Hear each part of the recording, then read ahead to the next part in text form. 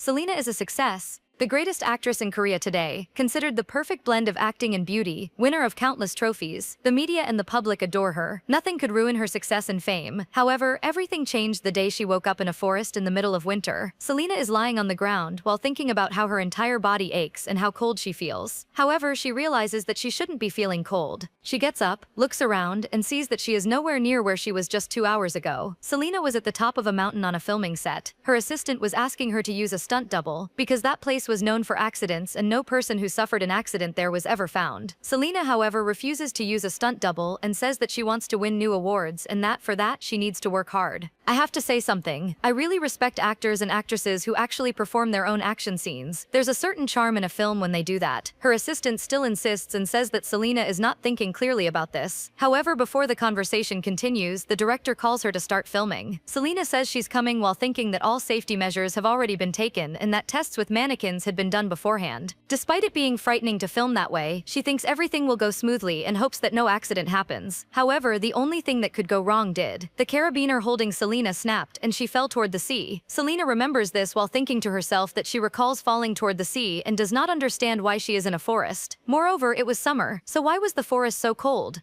And what exactly was the film production thinking by filming in a place like that? However, Selena finally seems to be coming to terms with reality and thinks that there was no way filming could exist in such a dangerous situation like this. My dear, you're in the middle of a forest in winter. Shouldn't you be running for help right now? Shivering with cold, she comes to the conclusion that maybe she is still dreaming after the shock she felt from falling off the cliff. However, a noise pulls her from her thoughts as something very heavy approaches her. Selena turns toward where the noise is coming from and a dragon is approaching her and does not seem to intend to stop. Selena falls to the ground when the dragon jumps over her and its tail passes very close to her body. Frightened, she looks up trying to understand everything that is happening at that moment. In the air, the dragon turns its attention back to Selena and advances toward her. With nothing she can do, Selena raises her arm, expecting the worst. However, an arc of energy cuts through the air as Selena watches the scene in astonishment. The dragon's head is completely severed from its neck as it lets out its final cry of pain. Without reacting to this bloody scene, Selena stares at the figure holding a bloodied sword who has just saved her. A man with white hair, dressed in clothes that look like those of a medieval noble, is staring at Selena. Without saying anything, he plunges the sword into the dragon's body while Selena watches him and wonders if he is truly a human being. The man begins to approach her. Still frozen, Selena is so frightened that she cannot even move. He gets closer and starts speaking in a language she does not understand. Becoming even more confused, Selena tries to understand all of it.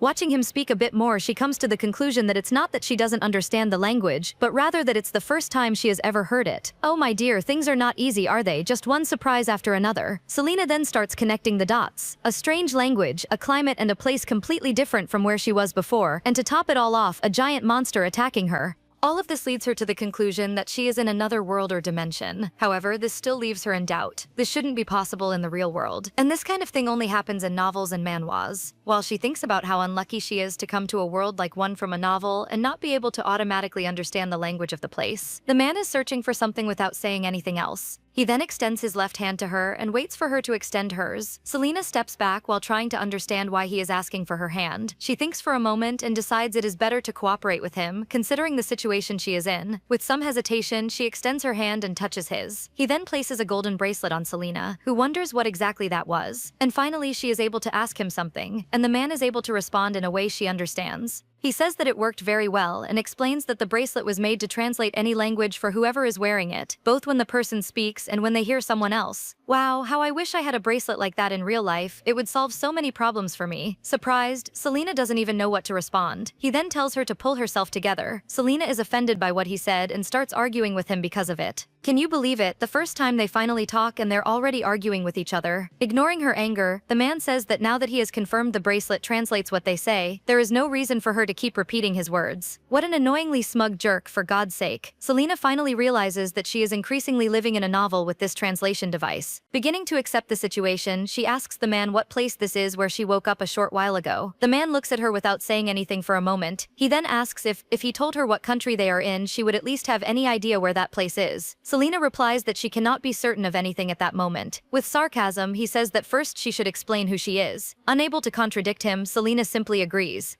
She says that since she woke up in that place without knowing anything, she can only assume that she was transported to another world. The man simply replies that it seems that is exactly what happened to her. Selena thinks to herself that he does not seem surprised by the fact that she came from another dimension. Looking at the bracelet, she thinks about how he already seemed prepared for this situation and already had a spare bracelet. Selena then asks if many people like her end up in that place. Pulling the sword from the dragon's corpse, he replies that such a possibility exists. He adds that in that place it is common to find several bodies and bones every year, and that she is the first human found alive there. Upon hearing that, Selena feels her legs weaken as she begins to laugh nervously. Completely surprised by what the man said, she can only think about how he can say these things so naturally without even stopping what he was doing. Is what he said true, or is he just joking with her to see how far her nerves can go? She looks ahead and notices that the man simply ignored her and seems more concerned with cleaning his sword than saying anything to her. Selena then decides that she will stay close to him and try to get help until she reaches a safe place. She approaches him and calls his attention. He turns when he sees her. Then, in a more charming and enchanting tone, Selena asks if he happens to be a knight who saves maidens from monsters. Look at that shift in her. She switched to actress mode so quickly that even I was surprised by how this turned out. The man looks at her with a frightening smile and does not respond immediately. Frightened, Selena tries to understand why he is looking at her with such a strange and threatening smile. Remembering the novels she has read, Selena can only think about how this man looks very much like a protagonist character from a story she used to read. That character was called the Cold Duke of the North, and that man perfectly matches that type of character. In a flash of realization, Selena starts to think about how everything fits perfectly. A cold expression that leaves no room for friendship, an appearance that could even freeze whoever looks at him. A warrior with skills capable of defeating any monster in combat. And lastly, an explosive temperament that treats anyone the same way, regardless of gender, age, or race. Selena can only think about how this man has all the stereotypes of a male protagonist from fantasy stories. While she is thinking about all of this, the man finally responds. He introduces himself as Calcion Renbird, leader of the Renbird family and also the Duke of the North of the Kingdom of Arkline. Surprised, she can only think about how he really is the Duke of the North. She then begins to introduce herself. She extends her hand, and when she was about to say that her name is Seo Lin, she changes her mind and introduces herself as Selena. Selena thinks that introducing herself with her Korean name could draw too much attention in that new world, and that her stage name would be more acceptable there. Calcion listens to her introduction and repeats the name Selena. He then asks why she extended her hand. Selena says it was for a greeting, while thinking about whether she really needed to explain that, and that perhaps in that world this kind of etiquette might not even exist. Calcion then takes her hand and surprises her by kissing her fingers. Unable to say anything about his actions, Selena becomes embarrassed by the whole scene. Calcion, still holding her hand, looks into her eyes and welcomes her to this world. Coming out of her daze, Selena still tries to process the kiss on her hand and thinks that she has only received that kind of greeting in film shoots or, at most, at award ceremonies. She then thinks that for a warrior duke, he uses a sword with the same naturalness with which he kisses the back of someone's hand. I think she's quite shocked by that hand kiss, but I can't say anything because I'd be the same as her.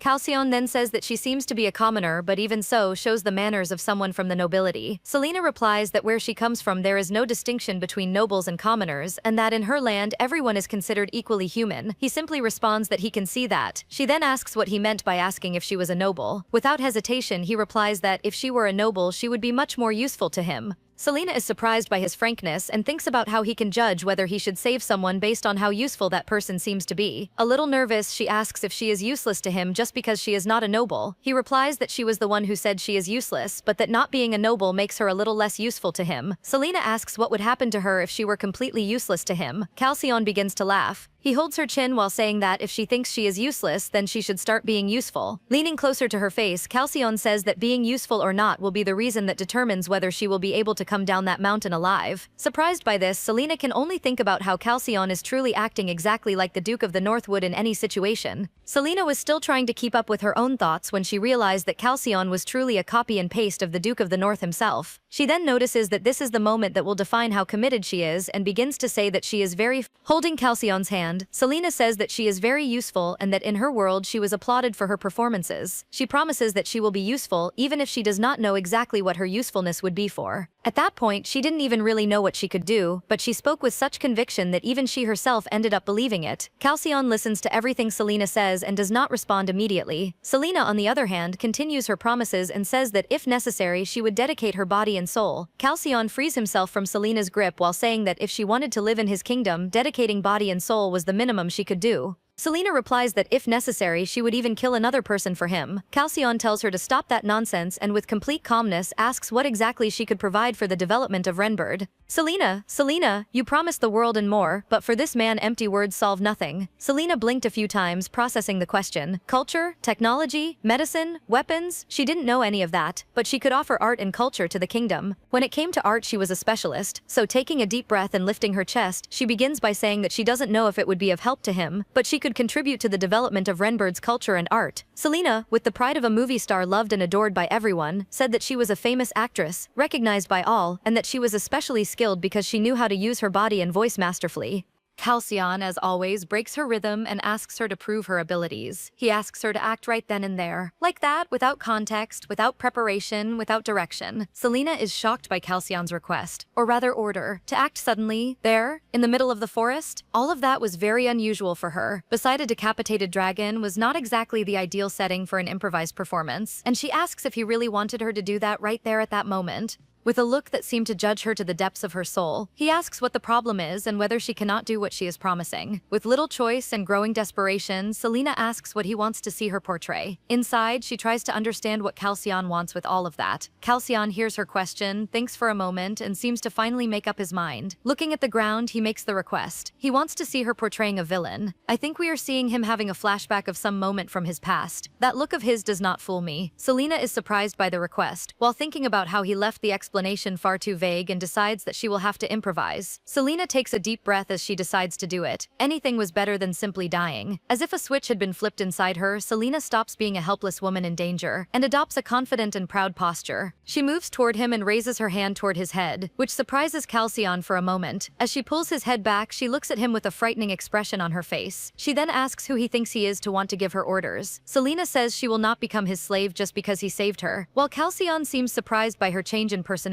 Selena continues and asks if he thinks he can command everything just because he is a duke. She says he should stop beating around the bush and just say what she wants to hear. Wow, what a shift that was. She really deserves all the awards she won before. While on the outside, Selena was completely confident and threatening, on the inside, she could only think about what Halcyon's reaction would be. Would he accept her acting, or would he simply kill her because of the way she was acting? Halcyon, who until then had said nothing, opens a slight smile as he says that this was exactly what he expected. Selena hears this and thinks that this was very good, but she had not yet finished her performance. Still with her performance worthy of an Oscar for Best Villain, she questions Halcyon and asks why he is talking to himself and whether he has forgotten that she is right in front of him. Now she absolutely nailed that performance. That kind of acting could fool anyone even in real life. Imagine in a world that probably does not even know what cinema is. Halcyon remains silent while Selena thinks she may have gone too far in her acting. However, he says that she passed. Relieved, she cries with happiness while thinking that she will manage to survive, at least for now. Still seated, Halcyon says that if she managed to act like that with him as an opponent, she would be more than enough for the role he had in mind. Frightened, she asks what role he wants her to play while thinking about what his next request will be. With an expression of someone enjoying the whole situation, he says that her role will be to enter society as his lover, and that along with that, she will probably receive death threats.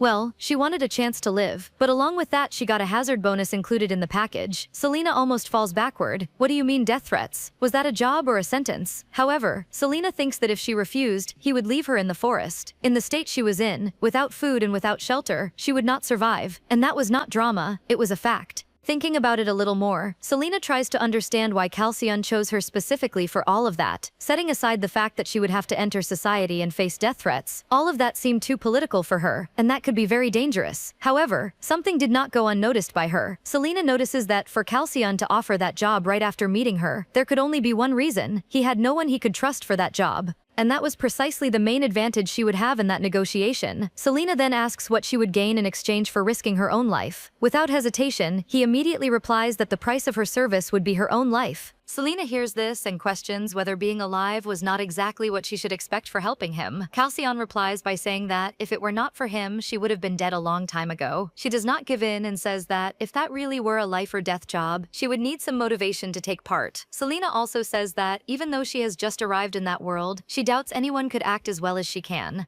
In addition, she states that he should have consideration for her. After all, she would be risking herself for a long time by having to enter noble society and not let any information about their plan slip. Selena then finishes by saying that she should at least have some return for the loyalty she would show to him and to the kingdom. That argument of hers is worthy of the greatest lawyers in the world. She is not leaving any loose ends for him to try to deceive her in the future. Kalkoyan listens to all her arguments and says that when she fulfills her mission, she will have everything to live comfortably, housing, resources, and anything necessary to settle down. But beyond that, he says that he could even try to find a way to send her back home. Selena feels her heart stop for a second at this last opportunity Kalkoyan offered and asks if she could really return to the place she came from. Kalkoyan explains that there was no guarantee. The supposed path passed through lands filled with monsters and indescribable dangers. He says that only a great mage managed to make that journey in the past and that no one since then has managed to repeat the feat. Kalkoyan states that if she succeeded in his task, he would personally take her to that passage. However, there was no guarantee of success, since both of them were just ordinary people. For Selena, that ray of hope turned into the greatest sun she had ever seen in her life. She thinks about how all the stories she knew showed protagonists settling in the new world, creating roots, finding family, but she had nothing there, nothing that held her heart. Everything she loved was in the place she came from. Family, friends, memories, career. She did not want to start over. She wanted to go back. She lifts her face and says firmly that she will do whatever is necessary. Kalkoyan says nothing. He simply smiles at Selena's answer and decision. He then says that now that they have reached an agreement, they should go to the castle and talk better when they get there. I am even eager to see what these two are going to get up to in this Duke's kingdom. At dusk, two guards are at the city gate. They go on alert when they see a figure approaching. Kalkoyan stops in front of the guards while they ask if he is all right. However, the guards notice that the Duke is carrying someone and are surprised. The Duke says he is fine and explains that he found the young woman in the forest and rescued her from being killed by monsters. He also says that he was delayed because he had to bring her along. Selena says nothing and pretends everything is normal while the two guards exchange glances, questioning the story and trying to understand who the mysterious young woman is. One of the guards says that he understands the Duke's situation and states that he will send a message to the castle. He comments that the Duke must be tired from carrying the woman the whole way and offers help to carry Selena. She, however, refuses to be carried by the guard and tries to nestle even more into Calcion's arms. The guards are surprised by Selena's attitude and cannot decide what to do. Selena, on the other hand, gives Calcion a sharp look, discreetly nudges his arm, and reminds him in a low voice that he needed to keep up appearances if he wanted the lie to work. Going back a bit in time, we see that on the way back to the castle, Selena and Calcion were talking. In the middle of the path, she says that they should think of a plan before arriving at the castle. Selena says that she still does not understand the reason they need to pretend to be lovers. However, if they are going to do that, he, as the Duke, needs to fully commit to the act. She explains that it would be very suspicious for a mysterious woman to appear out of nowhere claiming to be the Duke's new love, and that they needed to think of a good story for the two of them. Calcion listens and admits that he had not really thought about it that way, and that it could become a problem for his plans. Selena then says that the best option would be to go with the story that she was a damsel in distress, and that he saved her and fell in love with her at first sight. Actually, that story is the pure truth. The difference is that the Duke has not fallen in love with her yet. Returning to the present, Selena says that she does not want to be carried by anyone other than the Duke. All the guards stare at the scene of the Duke and the mysterious young woman without saying anything. Selena keeps her head down at the city gate while thinking that there was no way for her not to take action in the performance. Otherwise, their plan would end right there. She looks at Calcion and sees how he is trembling and seems to be extremely nervous about the situation. He knows that any slip will break the entire story they invented. I would be shaking too with all of this. A few hours earlier, before leaving toward the city, Selena silently stares at Calcion. Observing the Duke's cold gaze that does not change, she decides to test his reaction and with the sweetest voice possible asks him to spare her. Calcion sarcastically asks if his loving gaze is perhaps too much for her. Selena then says that she feels like prey in that situation. She then tries to change the situation and suggests a smile to break the mood. Hearing her suggestion, Calcion gives her a smile, however his smile is more threatening than charming. He gave her a smile, it just was not what she was expecting. I loved that interaction. Selena tries to joke, saying that she knows his smile and that he looks excited to kill her later with that smile. Calcion then asks what she thinks about him actually killing her. Seeing this, Selena immediately stops joking and apologizes for bothering him. Selena then gets straight to the point with him. She says that to pretend to be a villain and a lover, it is necessary to create a scenario. She says that she needs context and that without it no one will believe the two of them. After all, it is not possible to deceive the nobility by pretending a romance with him while always having a look that seems like he wants to kill her. He listens in silence while realizing that this will be much more difficult than he imagined and agrees with a dry nod. I really have to agree with her. There is no way to sell a story without having a good background. Selena then makes her suggestion and says that her plan is to make it seem like she seduced him. Calcion does not seem to understand what she means by that. She then explains that it will not be real and that it will all be an enact. Selena then explains that the story they will create. She then explains the plan they should follow. After he saved her in the forest, she will become determined to seduce him after that, and that is why she is so attached to him, since their first meeting, and has not left his side for a single second. Halcyon listens to the plan and says that if they go with that plan, the general impression will be that he is not trustworthy. Selena explains that this would be better than a love-at-first-sight story, especially with his stern expression. He then thinks about how sometimes he ends up without arguments in these situations. I have to say, I really liked her plan. She will not look like just a helpless girl, although it might give the impression that she is opportunistic, right? Selena continues and says that this foundation can work and that they can think through this plan step by step, and that if he cannot act with words, he will need to act through his actions. Halcyon then asks what he should do for her plan to work. Selena then begins to define the central rule of the plan. She says that in public he will need to say yes to everything. Indignant, he asks how crazy she is to suggest that he act like that in front of his entire kingdom. Without flinching at what he said, Selena ironically calls him Your Grace and says that love is a crazy thing, and that he needs to act that way for it to be believable. Honestly, the idea of him suddenly being madly in love with her might actually work. She continues by saying that he has attitudes that resemble someone who has fallen into the trap of love, that he must give the impression that he would do anything for her without thinking about the consequences. With an expression that shows he did not like her suggestions very much, Halcyon still has to listen to Selena say that, as she imagined he has never truly loved someone. I think she is playing a bit too much with the person who can decide whether she lives or dies in this monster-filled forest. She continues to dominate the conversation by saying that Your Grace Duke Halcyon has to act as if he is falling deeply in love with her. Selena then says that even if he finds it difficult to act that way, he could leave it to her, but even so, he still needs to say at least something, because if he remains silent in every situation, it will not be easy in the long run to make people believe in the two of them. Halcyon then asks what kinds of things he should say in those situations. Selena thinks for a moment and tells him to try saying, "This woman is mine." He asks if that was supposed to sound like she was his slave. She then says that this idea is not very good since that kind of thing is possible for him as a duke. She then suggests that he say, "I will not let anyone else lay their hands on my woman." Halcyon asks if he should not just remove those people's hands by force. Is this guy dense? He does not understand anything that is not physical or verbal violence. Selena tries to think of something else that Halcyon could try to say so she could understand him better. She then suggests that they practice a simple dialogue so she can understand him as an actor. An hour passes and the two of them try to have a convincing dialogue, and Selena is completely disappointed with the result and does not understand how it is not working. Completely indignant, she asks more to herself than to him, how all the attempts went wrong and why he cannot simply remove that murderous expression from his face. Halcyon defends himself by saying that the real actress there is her, and that she should know how to make all of that work. Even more indignant, Selena thinks to herself that the only one doing anything wrong there is him. She then asks them to try again from the beginning, from the first step to the last. Halcyon then tries to speak again, but can only mumble inaudible things, and Selena asks him to try again, then tells him to speak louder, and finally asks him to try properly. Back at the gate with the guards watching everything, Halcyon has a lost expression, while Selena is also starting to get nervous. She then leans closer to his face and whispers for him to hurry up and do his part, because his subordinates are starting to get suspicious. It seems the job will be more difficult than expected. The guards do not understand the whisper, and one of them asks what Selena is saying to the Duke. Halcyon then starts to speak, however he can only stutter. Selena watches him while encouraging him mentally, telling herself that he can do it and that he just needs to follow the script they practiced and that he needs to say it. Halcyon finally snaps out of his daze and with firmness in his words, says that he himself will carry her to the palace. All the guards are shocked by the Duke's words, and while still trying to process that entire scene, Halcyon walks off with Selena in his arms while saying that he will return to the castle immediately. Watching the two of them leave, only one thought crosses the guards' minds. Was the Duke possessed by demons to act like that? Looking over his shoulder, Selena looks at the guards and sees their reaction at the gate. With a smile on her face, she says that Halcyon did very well in making everyone surprised by their acting. Blushing with embarrassment, Halcyon tells her to just be quiet. Selena holds back a laugh when she sees his reaction, but says nothing. Halcyon then asks why she is acting like that. She then says that it is nothing and that she thinks he might finally be able to handle all of this in the future. Halcyon hears her and says nothing in response. They are quite cute interacting like this. I am already shipping the couple. Arriving at the inner courtyard of the castle, Halcyon continues carrying Selena in his arms. A group of servants greets him while saying that a bath and a meal have been prepared for him. Without stopping walking, Halcyon simply tells them to prepare all of that for one more person. Without hesitation, they reply that everything will be prepared for the guest. Is acting like that with servants a trait of every noble? How can he act so coldly with everyone like that? Inside the castle, Selena almost collapses at the entrance and admits that she is exhausted, even though they have barely begun the act. She then says that the castle was bigger than she imagined. Unbo has the sits prepared Rensify Asias, evil one for fine and intiskar, a lark and GC at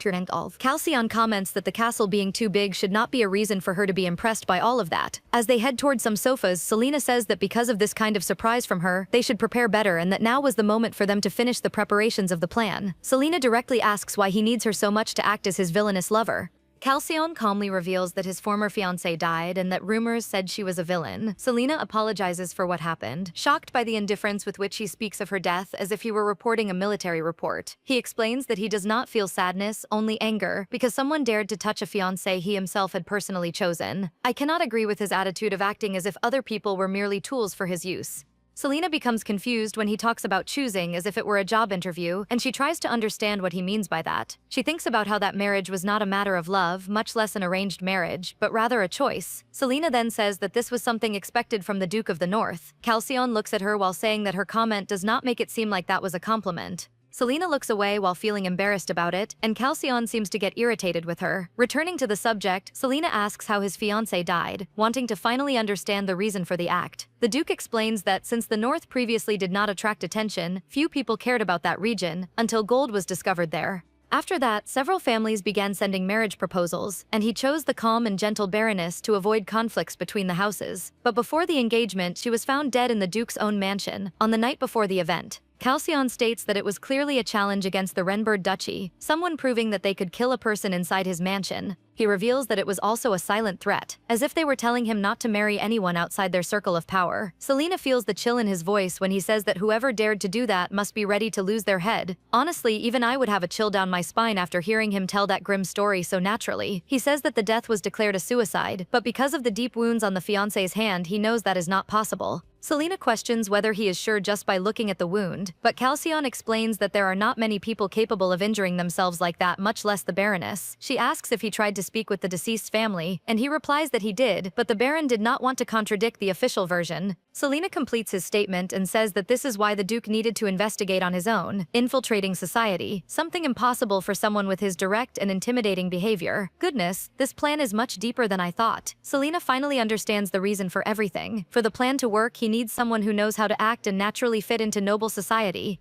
After a knock on the door, one of the servants informs Calcion that the bath is ready and asks if he may enter the room. Selena panics when she realizes that there are servants responsible just for that, and that her modern clothes might draw attention. She becomes desperate, thinking about whether she should wrap herself again in the large cloak to disguise everything. Calcion, in his uncomfortable calmness, simply suggests that she take off her clothes and get into the bath, as if it were the most logical thing in the world. She immediately refuses, remembering that she could be caught in the middle of the process and that would ruin everything. He then suggests entering while still wearing her clothes, which obviously solves nothing because the clothes would be seen anyway. Selena then has a brilliant idea and tells the Duke not to be startled if she does something strange. He simply replies that it is fine and that she may do whatever she wants, as if he were used to any madness she proposes. Selena prepares to enter actress mode and says that she will show him what real acting is. Faced with the sudden silence coming from inside, the housekeeper begins knocking on the door while asking for the Duke, leaving Calcion visibly nervous. Selena then begins her performance and tells the Duke to trust her while thinking that this was just a play with an audience and that it would not be any problem she could not handle. She prepares herself while saying out loud that she needs to focus her strength on her stomach so that her voice comes out even louder. Selena takes a deep breath and declares with full intensity that she does not want anyone near them, not even the Duke's servants.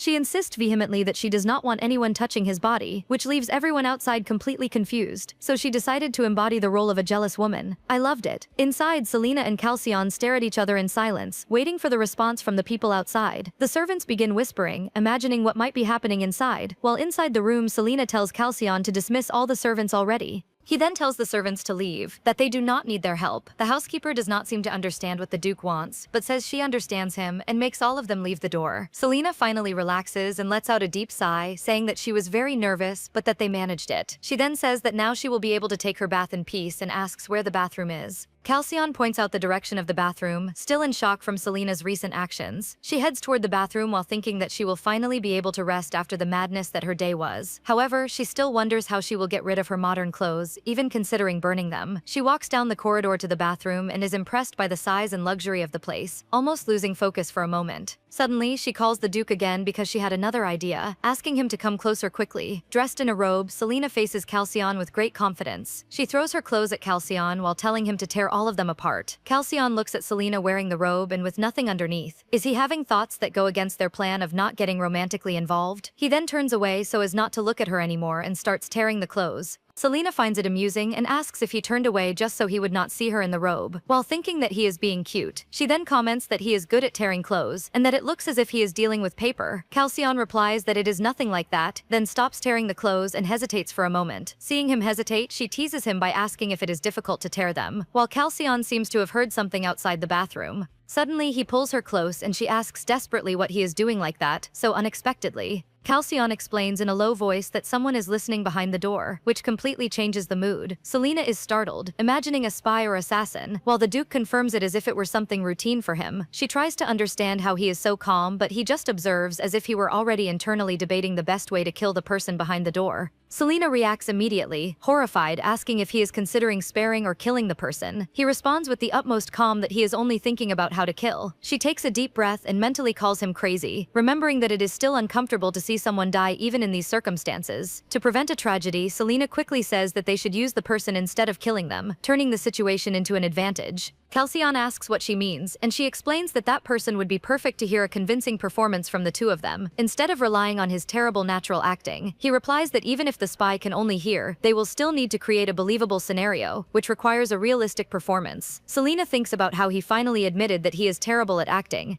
Calcion then asks if they should not do something for real, so that whoever is outside believes the two of them. Selena almost loses her mind at the absurd idea, and mentally calls him an idiot, unable to believe he would think that. When she calls him a pervert in her thoughts, she pushes the Duke away. Her attitude, along with her saying that she never imagined he would be such a man, leaves Calcion extremely confused. She ignores his confusion and says that she will do the entire performance alone, while he just needs to tear the clothes properly. Still in shock, Calcion is unable to respond to her. Selena even suggests that he could smile or call her by name, but immediately gives up because that would be very strange coming from him. She grabs Calcion by the arm and throws him into the bathtub, while falling on top of him with a smile on her face. She asks if he does not remember her acting earlier, and while Calcion is surprised and confused, she tells him to leave it to the professional in acting. Wow, what kind of performance is she trying to do with him like this? I am shocked by this turn of events. Selena takes a deep breath, trying to compose herself after the intense performance, while the Duke watches her as if he cannot believe what he has just witnessed. He comments, still in shock, remembering Selena pretending that they were enjoying themselves in the bath, how she managed to portray such an embarrassing role so naturally. She replies proudly that that is what he could call acting. Selena, still kneeling in the bathtub, asks him if the spy has already left. Calcion confirms that yes, saying that the intruder probably thought there was nothing more to hear after that passionate display. Selena teases him, saying that he also got all flustered with the scene. Honestly, I would also be embarrassed in that whole situation. I understand you, Calcion. She then says that they need to hurry to take a bath and call the maids before the water gets cold, reinforcing that they still have a lot of work ahead. Selena comments with a mischievous look that she is curious to see the maid's reaction when they discover that the Duke brought a woman to the castle. And just as Selena expected, the maid who is outside the room is truly in shock. The young maid is in shock and murmurs to herself as she imagines the fact that they were alone together and starts imagining countless things beyond reality. When the maid finally enters the room, she trembles, not knowing how to behave, and apologizes in case she caused any misunderstanding for the two of them. She then offers to accompany Selena to the bath and help her get ready, which makes Selena excited at the prospect of wearing beautiful clothes. Selena mentally comments that that excited reaction must be perfect to reinforce the image of the passionate lover in the castle. After some time, the maids present the final result, and Selena is impressed by the amount of jewelry and luxurious fabrics she is wearing. She asks if those clothes are really for her, considering the adornments almost like historical artifacts because they are so valuable. The maids praise her, saying that she looks stunning, and explain that Lady Janet had ordered them to dress her like that, which surprises Selena. They then reveal that that dress belonged to the former Duchess, Calcion's mother, leaving Selena even more uncomfortable with the situation. Selena questions whether it is all right to wear something so important, but the maids insist that they need to show it to the Duke immediately. I do not know about this. I think that outfit might cause trouble, since when does a guest simply wear his mother's clothes? Then suddenly Selena enters the Duke's room, eager to show him the result. She eagerly asks if she looks beautiful, asking him to say something and to call her beautiful. Calcion looks at Selena with a serious expression without saying anything. His reaction makes her wonder why he is acting like that. Could it be because the dress belongs to his mother? Frightened, the maid apologizes, saying that she only did what she was ordered to do. He asks in a cold tone whose decision it was to dress Selena in the former duchess's clothes, and immediately demands that the person responsible be brought. Selena then stops him from saying anything else, pulling his tie and bringing his face close to hers. She then says that she does not understand why he is thinking about anything other than her right in front of him. Inside, she thinks about how she understands Calcion being upset, and that anyone would feel that way seeing a stranger wearing his mother's clothes. However, that was not her fault at all. Continuing the act, she asks him again if she is not beautiful in those clothes. Still internally, she thinks for him not to take it out on her, and that he could let it pass this time and instruct the maids later. She insists for him to say that she is beautiful, explaining that wearing something so important loses its meaning if he does not approve. Selena looks at the Duke waiting for his answer while thinking about how both of them are tired from that day. Calcion finally gives in and says, in a short and almost inaudible way, that she is beautiful, which makes Selena think about how it is so difficult for him to say just that to her. Interrupting the couple's moment, Lady Janet, the palace housekeeper, appears apologizing to the Duke. She admits that it was she who ordered Selena to be dressed like that, saying that it was the only dress the Duke had never seen before. Calcion retorts that it does not matter if he has never seen it. It is impossible not to recognize an object that belonged to his mother. Lady Janet continues her apologies and says that she did not expect the Duke to recognize that dress so easily. Selena notices that Janet does not back down easily and finds this tension between the woman and the Duke strange, but says nothing so as not to make the situation worse. When Calcion asks if there are no other suitable dresses in the castle, Janet replies that only the Duchess's dresses would suit the social position of the Duke's companion. Selena notices that that woman speaks with unusual boldness, almost challenging the Duke while subtly criticizing Selena's presence. She even thinks that, knowing the Duke's personality, he would not let that attitude go unnoticed. However, Calcion surprises her by apologizing to Janet and thanking her for the work she has done all this time taking care of the castle. This small turn of events surprises Selena, while she thinks about how the woman simply handled all the Duke's family relics without his permission and still argued about it in front of everyone. Selena is left wondering why Calcion is so indulgent with Janet, since that does not match his personality at all. I think that Janet must be practically like a second mother to the Duke. There is no other explanation.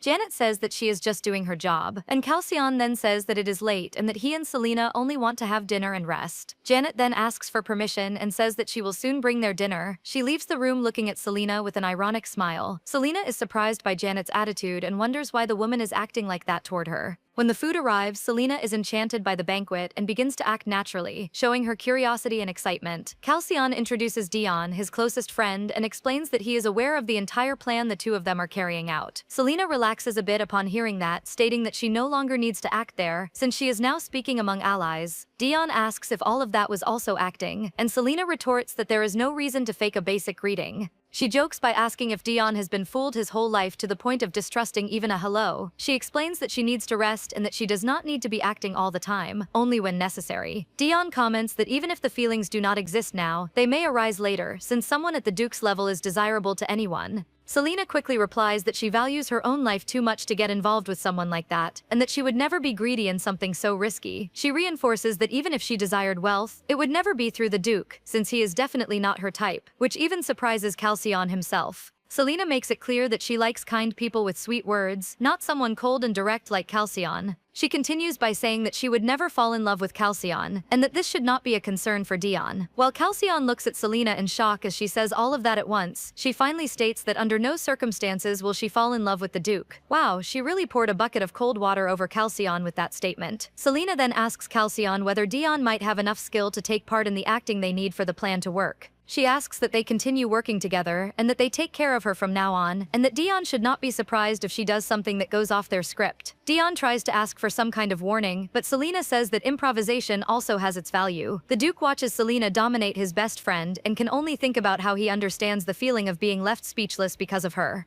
It is incredible how she manages to be so articulate with everyone who appears in front of her, isn't it? Calcion decides to end the dinner and dismisses Dion, leaving the two of them alone to continue talking. The Duke then explains some rules, saying that spies may appear anywhere, and that even her inner thoughts can be dangerous. Selena says that this is not a problem, since she has always lived being watched and is used to this kind of pressure. He then adds another rule: they should not act when they are alone. Selena immediately refuses, saying that they need to practice to appear natural in public. She argues that if he has complaints about that, then he should act better instead of avoiding practice. Halcyon listens to all of the young woman's complaints while thinking that perhaps he should give up on this plan. However, Selena seems to hear his thoughts and says that he cannot back out now, since the plan has already started. She continues by saying that since she has already appeared in front of the entire kingdom, and that the appearance of the spy and his confrontation with Lady Janet have already created strong rumors, if he gives up now, they will seem even more suspicious to all of society. Halcyon acknowledges that she is right, and Selena asks him to forget any unnecessary thoughts, focusing only on what they need to do. She then asks who are the people she should be most careful with, and Halcyon admits that there is one in particular. Halcyon says that this person is troublesome, and Selena wonders who could be someone who would affect the Duke like that just by being mentioned. Selena imagines what kind of person would make him like that, perhaps an elegant villain, or maybe an intimidating noble. The doubt lingers in the air as they go to sleep.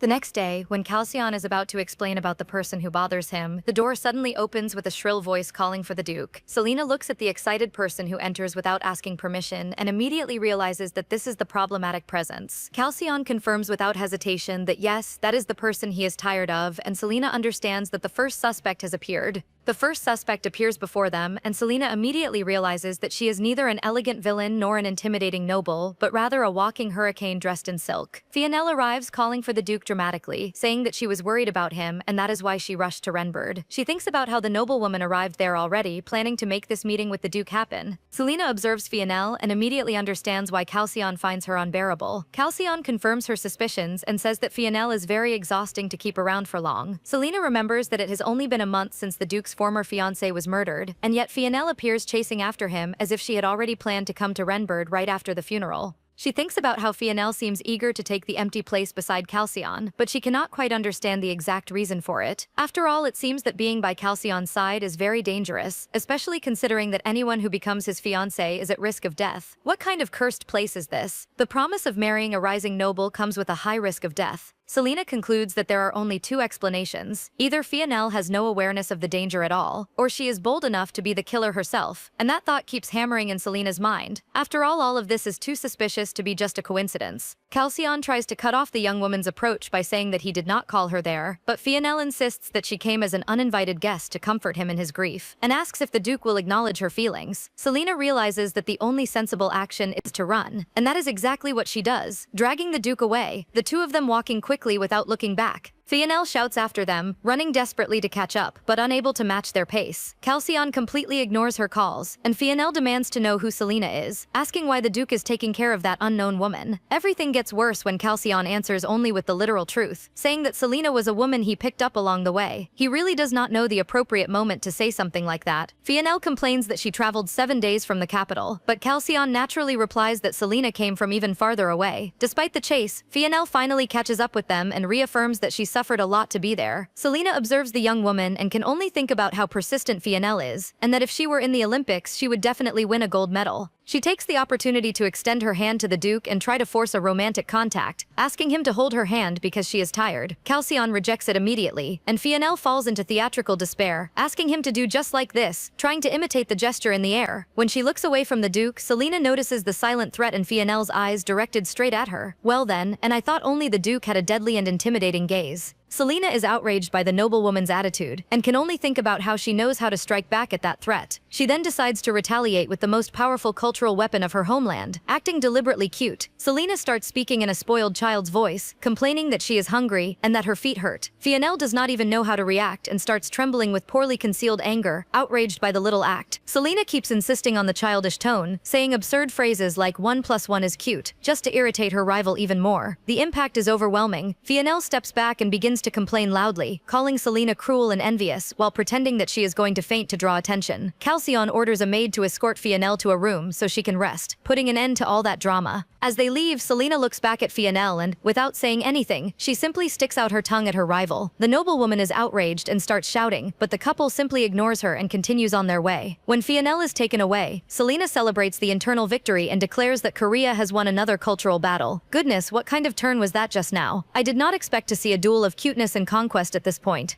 While they are having lunch, Selena comments on how Fionel seems to be quite a rare case and that she will not find many people as aggressive as her in society. She then asks if everyone in that world acts that way, but Calcion states that not everyone is like that and that Fionel is the one who is very strange. Selena comments that Fionel has a very aggressive personality and asks if she has a lot of influence in that society. Calcion replies that there are many influential people, but that each of them has their own type of power and influence. Selena finally realizes that the level of difficulty of that mission is much higher than she imagined and tries to renegotiate the compensation with the Duke. Calcion easily accepts the request, which surprises Selena, as she did not expect him to accept her proposal so easily. Selena jokes about how the Duke accepted it so easily, and says that he should increase what was promised to her 100-fold. Calcion notices her joke and says that they should just forget that, and Selena apologizes saying that it was just a joke, and Calcion says that there was nothing funny about it. Selena thinks to herself that this plan is really going to be very exhausting for her, especially because she has to deal with various political aspects of a society she does not know. In addition, she will have to fight in a repugnant struggle, where she cannot trust anyone but herself. Selena promises herself that she will endure until they find the real culprit, swearing that she will not die or get hurt in the process. Calcion asks if she has finished eating, and she replies that she does not even have an appetite anymore after thinking about the complicated future, and the Duke simply says that that is a pity. He, however, continues his meal without saying anything else. Selena looks at his plate and decides to ask for a piece for herself. Calcion says that she should eat her own plate. She continues by saying that his plate looks more delicious than hers, and says that she needs to eat well to work hard. Calcion then offers his plate to her, and Selena says that she cannot eat such a large piece of steak. She pushes the plate back and asks him to cut the meat for her, so that they do not have to ask for another knife for both of them. Calcion then gives in and cuts the meat and offers the plate to her. Selena seems disappointed, which creates more confusion for the Duke. She then says that she cannot eat using her own hands and tells him to feed her. What boldness is that? Is there someone else watching them now? Calcion is surprised while saying that Selena is truly someone unexpected. Selena just laughs and tells him to hurry up and feed her. The Duke looks at Selena opening her mouth and waiting for his action.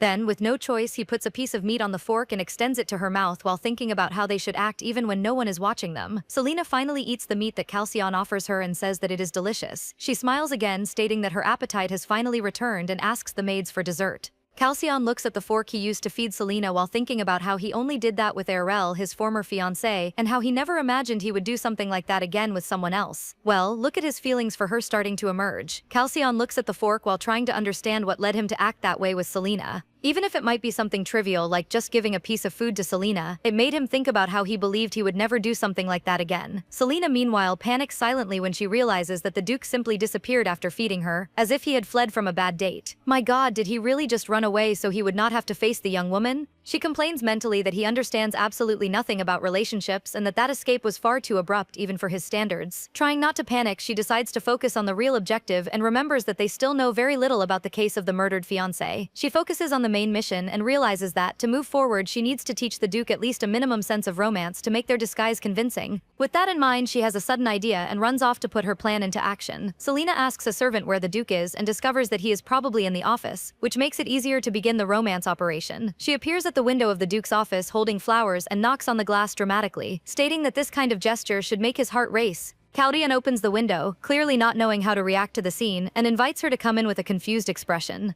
She enters smiling and begins to explain that she is trying to create a romantic scenario to teach the Duke how to act with more emotional sensitivity. Calcion watches her with an empty look while she shows off, asking if he does not think that she is gradually trying to make him fall in love. Selena replies that she remembers their agreement not to fall in love, but that he himself needs to learn how to act like someone who is in love. The Duke asks what exactly she wants there, and Selena replies that she is carrying out a romantic event on her own to inspire him. He tries to analyze the gesture with the flowers and concludes that that is romantic. Selena admits that she did it because she is exhausted from the entire day of tension. She insists that if he sends her away now, it will create gossip among the servants, which would completely harm their plan. With a defeated sigh, Calcion accepts that she may stay there, as long as she does not do anything noisy. I simply love how she manages in any situation to make the Duke act the way she wants. She is a powerful diva. Selena jokes, saying that she will not even blink, and that she will stay quietly reading a book while he works. She sits down and promises to stay quiet, assuring that she will not disturb the Duke, who has already been overwhelmed since the beginning of the day. Calcion decides not to argue with the young woman while telling her to just rest while he works. He then looks at the flowers that Selena brought with her and says that she has been putting in a lot of effort since the morning. Selena thinks about how that was unexpected coming from him and replies that this was only the beginning of their plan. While he works, she ends up falling asleep on the sofa, exhausted, and when she wakes looks up, she is surprised to realize that she was covered with his coat. Selena finds that unexpectedly cute. She stretches while thinking about how her body feels stiff and that she should move a bit to feel better. She decides to go to the training grounds to find him and perhaps learn something about the combat techniques of that region.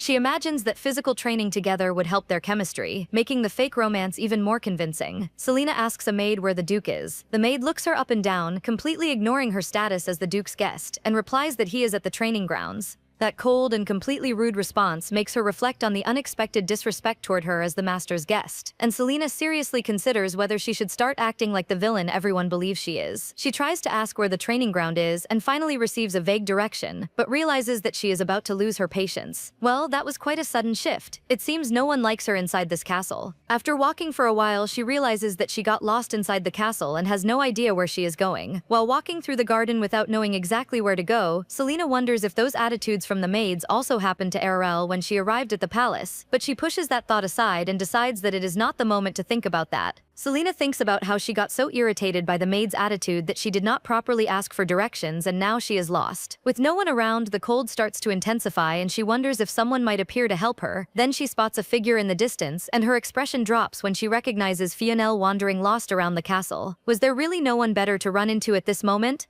She notices that Fionel seems to have been walking in circles for a long time, probably searching for the Duke. Fionel notices Selena and rudely asks where she is going, adopting a completely different tone from the one she uses near Calcion. Selena replies that Fionel is not dressed appropriately to be thinking about going to meet the Duke. Fionel becomes irritated and says that there is nothing wrong with her appearance, since she has a more natural style. Selena, still mocking, says that that might work for any man, but it probably would not work with Calcion. Fionel begins to lose her patience when Selena starts repeating her words in a provocative way, imitating her voice like an annoying parrot. Selena then tells the noblewoman that she will not get irritated just because Fionel starts shouting at her, and that she could retaliate even with one hand tied behind her back. The two end up falling into a heated argument with one shouting louder than the other. Fionel, indignant, asks if Selena is really a noble to act that way. Selena replies that she is not a noble at all, and that she is just a normal person.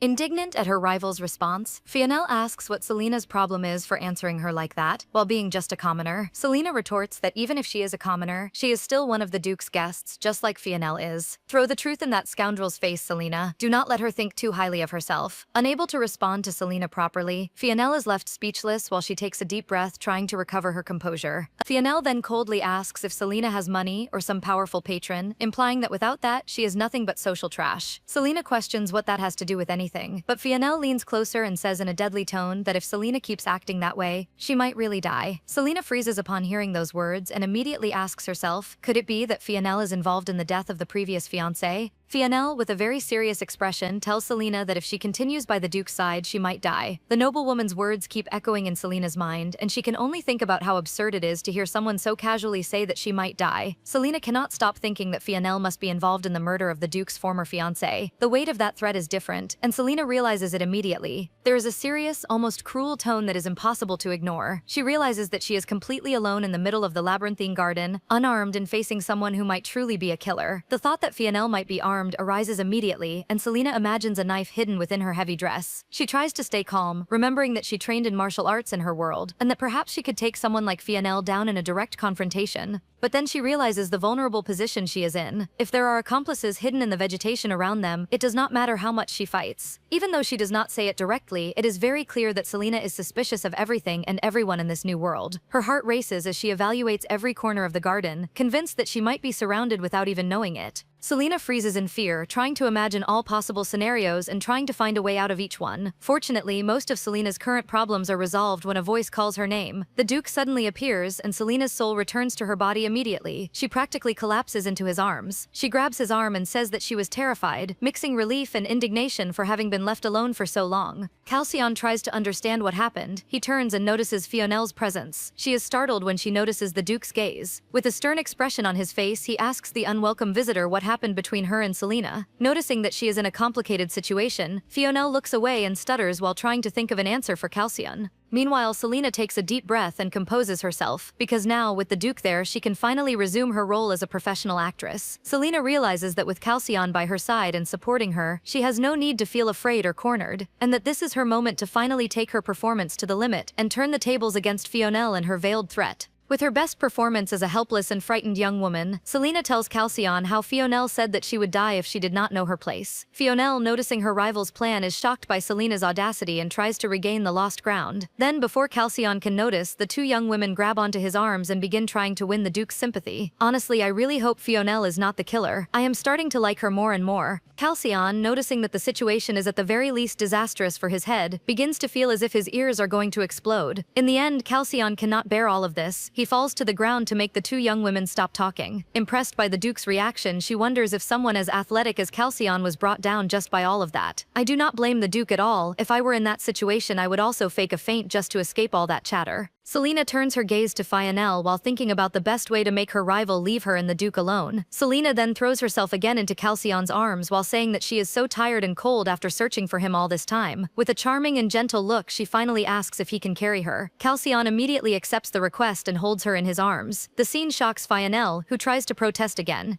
The Duke, however, ignores the complaints and asks some servants to escort Fionel to her room. Noticing that she is being ignored and pushed aside, Fionel still tries to shout and call for the Duke, but receives no response. Selena, noticing that her plan worked, looks over Calcion's shoulder and once again mocks her rival, which enrages Fionel even more as she is escorted out of the garden shouting. Alone, Selena tells the Duke that she received a death threat and repeats Fionel's words, saying that she told Selena that she should stay in her place. Calcion asks what exactly Fionel said, and Selena explains that according to her, weak and insignificant people die when they get too close to the Duke. He asks if Selena thought Fionel would kill her right there, and Selena admits that from the way she spoke, yes, that is exactly what it seemed, but that she hesitated when she realized Selena was stronger than she expected. The Duke tries to analyze the situation, asking if their strength is really that different, and Selena explains that they grew up in completely different environments. Selena points out that by height and strength, she is a few centimeters taller than Fionel, and that this should count for something. Calcion comments that, to him, both seem too small to make any difference, which leaves her indignant. Well, that was quite humiliating for her to hear something like that. Although still irritated, Selena tries to organize her thoughts and says that if Fionel is the killer, she probably would not do the job alone.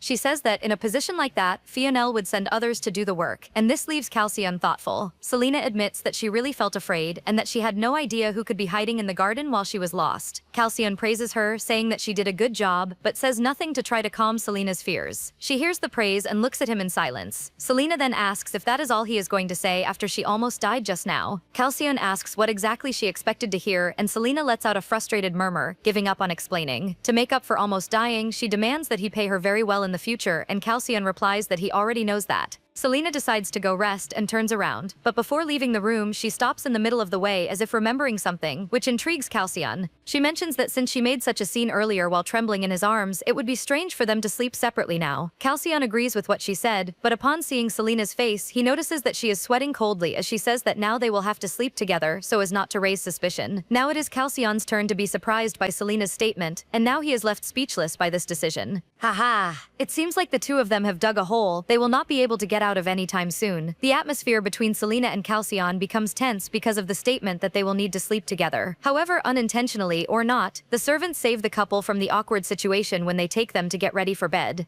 Selena tries to understand her situation while the maids bathe her. Only one thought crosses her mind. Why is all this preparation just for sleeping? However, everything changes when she sees the pajamas that the maids prepared for her, and suddenly, Selena says that she does not want to wear that. The maids insist that that is the best outfit in Renbird to capture the Duke's heart, as if the goal of that night were a wedding night. Selena refuses immediately, completely indignant, saying that she just wants normal pajamas, something that lets her sleep without looking like she has ulterior motives. But the maids do not take no for an answer so easily, stating that they worked hard to make that outfit and that she should wear it with pride. They begin to argue among themselves, praising Selena, saying that she is very beautiful and that the pajamas they made would fit her body perfectly. Selena starts to feel a slight headache from the maids as they continue their heated discussion about how Selena could win the Duke's heart by wearing that outfit. I think after the maid acted so coldly toward her, Selena was expecting everyone to be rude to her, and now she was taken by surprise. Selena tries to remove any wrong idea from their minds and says that she only intends to go to sleep. However, her statement only fuels the maids' thoughts even more, and they believe that this is just her way of indirectly saying that she is going to do more than just sleep with the Duke. Selena is startled by how these women twist everything. However, she thinks it is better to accept these comments than to sleep alone and risk Fionel trying to attack her during the night. Selena asks them why everyone is making such a fuss about it, since this is probably not the first time the Duke has gone to sleep with someone in the same bed. However, one of the maids asks if she really believes that the Duke has ever slept with someone before. Wait a moment, does that mean the Duke has never had this kind of relationship? I am shocked. Shocked, Selena asks if that is really true, because the Duke is a very handsome man not to have any concubine or anything like that. The maid replies that not all nobles do that kind of thing, and that besides that, the Duke has a very cold personality, and that he usually does not show interest in women, and because of that, all the palace servants were surprised to see him bring someone he finally seems interested in, and that this is a unique moment they cannot miss. Furthermore, Selena's presence is the perfect opportunity for the Renbird family to finally have an heir, and because of that, all the maids are doing everything they can to make the relationship between the two of them happen. Selena hears all of this and continues to deny this supposed help to seduce the Duke. Honestly, these women are really getting carried away with their assumptions. Finally, after a lot of arguing and rejected requests, Selena is wearing a more acceptable and much less revealing nightgown than the previous one. Selena enters the room apologizing to Calcion for the delay, and comments on how it seems that everyone has strange thoughts and that she had to argue a lot just to wear normal clothes. However, she is startled by something and asks what all of that is that Calcion is doing. She enters the room and sees Calcion lying on a bed covered in petals, holding a glass of wine and with a rose in his mouth. And finally, we get the first glimpse of the Don Juan of this series, and it took a long time to appear. Ha ha ha. Calcion quickly explains that he is only like that because of the pressure from the servants who said he had to do this to be polite to his guest, but that he just wants to sleep in peace. Selena, as calmly as possible, says that she also just wants to sleep, and asks if Calcion knows what sleeping means. Indignant, Calcion promptly replies that of course he knows what sleeping means. Selena says that she asked that to know if Calcion was not taking into account all the madness that the servants were trying to make happen, and it seems that Selena is not willing to leave any room for anyone to imagine anything improper for that night. Calcion simply tells her to lie down and sleep already, because the day was tiring. While Selena lies down, Calcion puts out the candle and leaves the room in darkness, and the two lie there lost in their own thoughts. Selena cannot stay quiet and asks how he prefers to sleep, facing left or right, and he replies that it does not matter, that she can choose. Selena informs that she has the habit of rolling to the left while sleeping, so she decides to stay on that side of the bed.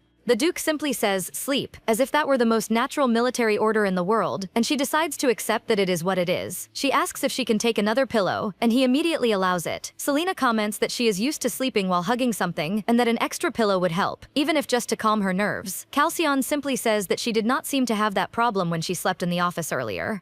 A bit embarrassed, Selena says that because of her work, she could fall asleep anywhere she rested her head. Uninterested, Calcion tells her to go to sleep already. Selena replies that she cannot sleep now because she is too nervous to sleep. Without thinking much, Calcion asks why she is uncomfortable when this room is the safest place to sleep, since she is beside the strongest northern duke in the world. What humility he has, you can practically smell the humility from here.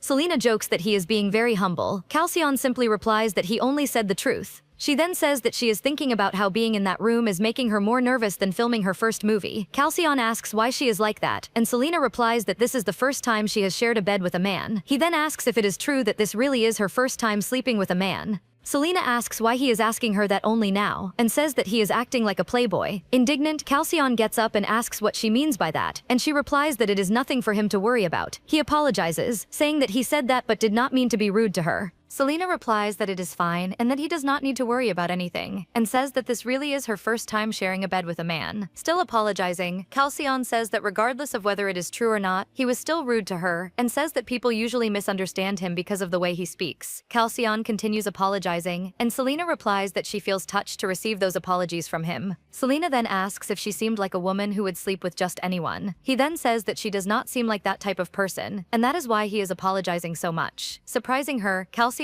says that she acts so well, and that is why he never knows at what moment she is acting or not. And because of that, he feels captivated by her at various moments. That is so sweet of him opening up like that to her. I am touched here. Selena looks at him with a sincere smile on her face and says nothing at that moment. She stretches while asking if Calcion really thinks all of that about her, while she invites him to lie down on the bed to sleep and says that she feels good with so many compliments. Selena then says that she will do her best to play her role as an actress, and tells Calcion not to fall in love with her character. Calcion looks at her with a sincere smile and says that he will not fall in love with her at all. I think we can all agree that he is already in love with her, right? He then lies down and turns his back to her. After a brief moment, Selena seems to want to say something, but holds back. Calcion tells her to stop that and just say what she wants. Selena thinks for a moment and says that she just wanted to say goodnight to him. Calcion returns the goodnight and finally closes his eyes to sleep. The next morning, Selena begins to wake up. However, when she opens her eyes, she has a surprise that leaves her speechless. Selena notices that during the night, somehow she and Calcion ended up embracing each other like a couple in love. Well, I did not expect things to unfold like that. I am shocked here. Selena wakes up startled upon realizing that she is completely entangled in the Duke's arms, her heart beating so fast it seems to echo in the room. She tries to understand how she moved away from the pillow and ended up sleeping in his arms, while feeling the warmth of his body much closer than it should be. For a second, Selena admits that his arms are firm and give off a strange sense of safety, but she quickly panics about what that means. She tries to move away carefully, determined to get out of there before he wakes up and notices the embarrassing situation. However, when she starts to move, Selena realizes that his eyes are already open, watching everything in silence. The embarrassment explodes instantly and she pulls away too quickly, almost falling off the bed. Calcion comments casually that he already knew she was awake, and reminds her that she herself said she should sleep on the left side. Selena complains that she had warned him, while he calmly replies that he will remember that next time, as if he were noting down some rule. After they leave the room and get dressed, a servant appears informing them that Lady Rosalind will arrive at the castle soon. Selena immediately asks who this new visitor is and whether she represents a bigger problem than Fionel. Calcion explains that Rosalind is not impulsive like Fionel, and that because of that, Selena will need to completely change her strategy. She becomes even more tense upon learning that the Duke personally went to the castle gate to receive Rosalind.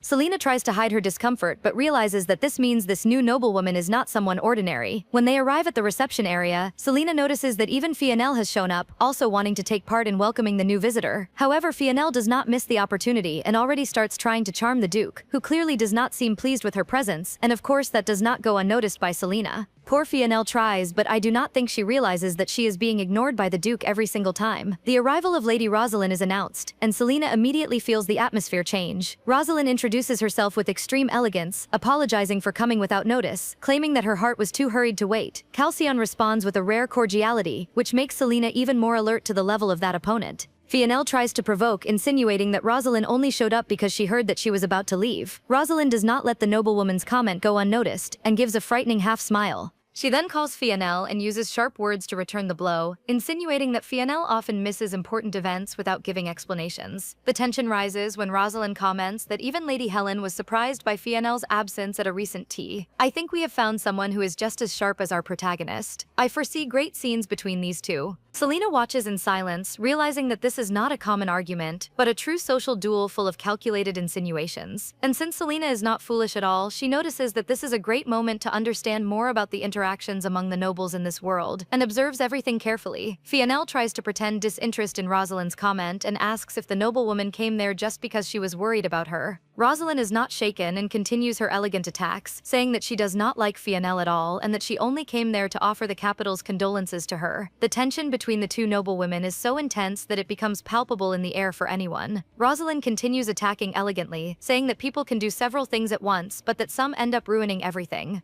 Fionel reacts with irritation, while Selena understands exactly why Calcion said that this woman would require a different strategy. When Rosalind asks for permission to enter the castle, she completely ignores Selena's presence, as if she did not exist. Selena feels her blood boil, but controls herself and decides that she cannot remain invisible in that situation. Not wanting to lose her place, Selena clings to Calcion's arm while ignoring Rosalind and asks if they are going to have breakfast now. Rosalind notices Selena's move and stares at her coldly without saying anything. Then, pretending she made a mistake by not noticing Selena there, she asks Calcion directly who the young woman accompanying him is. Calcion simply replies that she is someone he saved. Selena hears all of this and thinks about how bold Rosalind is to ask who she is to Calcion, and also how he is not helping much. I want to know if he is doing this out of some caution because of the new noblewoman, or if it is just him being socially clueless as always. Selena then introduces herself directly, saying her name and looking at Rosalind without lowering her gaze. Rosalind responds with cold politeness and asks which family Selena comes from, making it clear that she is assessing her social position. Selena replies that the person is more important than the family, which makes the atmosphere heavy for a moment. The conversation takes an uncomfortable turn when Rosalind mentions the Duke's past, and reminds that he has already rejected marriages for considering them merely useful. Selena feels the impact even more when Rosalind compares marriage to a hunting dog, and insinuates that Selena would be just something to be used. Without losing her composure, Selena replies that if it were a beautiful dog, it would not make sense to train train it to hunt. Well done, Selena. Do not let her get the upper hand on you. Rosalind smiles, clearly interested, as if that response had awakened even more of her curiosity. Then unexpectedly, Rosalind asks that breakfast be taken only with Selena, excluding the Duke from the conversation. Selena immediately understands that this is a direct challenge, an open provocation without intermediaries. Calcion agrees to withdraw, making it clear that he does not intend to interfere. Meanwhile, Fionel tries to call the Duke to have breakfast with her, but she is ignored by him as he leaves in a hurry. When the Duke walks away, Selena feels a mix of frustration and tension, since she expected to finally talk to him. Fionel, noticing that she has been pushed aside by both the Duke and the two women, leaves stomping her feet, while Selena laughs at her. Now alone with Rosalind, Selena realizes that the real confrontation is about to begin. The silence between them does not last long, and Selena prepares herself mentally for a verbal attack. But Rosalind surprises her by acting in a completely unexpected way. With a quick and precise movement, she kicks Selena, knocking her to the ground before she can react. Good heavens, I did not expect to see such an attack out of nowhere. Selena feels the pain rise and looks at Rosalind in shock, trying to understand what just happened. Rosalind looks down at her with complete coldness and asks only a short and direct question. How much does Selena want? Rosalind gets straight to the point and offers money for Selena to stay away from the Duke while intimidating her, as if that were the simplest thing in the world. Selena is incredulous at the proposal and questions if that is how Rosalind intends to resolve things, making it clear that she is not there for money. Rosalind lifts Selena's chin and replies that, for a commoner, any imaginable amount would still be just spare change for her. With absolute arrogance, Rosalind asks how much Selena wants, as if she were buying a disposable object. What arrogance from this woman! How can she think she can simply buy anyone? Selena feels her anger rise as she realizes the contempt in those words, but decides to play along instead of backing down. She agrees to negotiate and throws the question back, asking how much Rosalind is willing to pay. Rosalind gets irritated and cannot understand this sudden turn. Selena continues mocking her and says that since Rosalind was raised without worries, she must not know how to behave in a negotiation. Selena then makes her demand coldly, saying that she will accept the proposal if Rosalind can pay 100 dresses like the one she is wearing. Surprisingly, Rosalind accepts the proposal without hesitation. Selena is surprised by how quickly the noblewoman accepted her price. Noticing that her plan did not work as expected, she thinks that this is going against her plan to return to her world. I think Selena got completely tangled up trying to trick her new rival.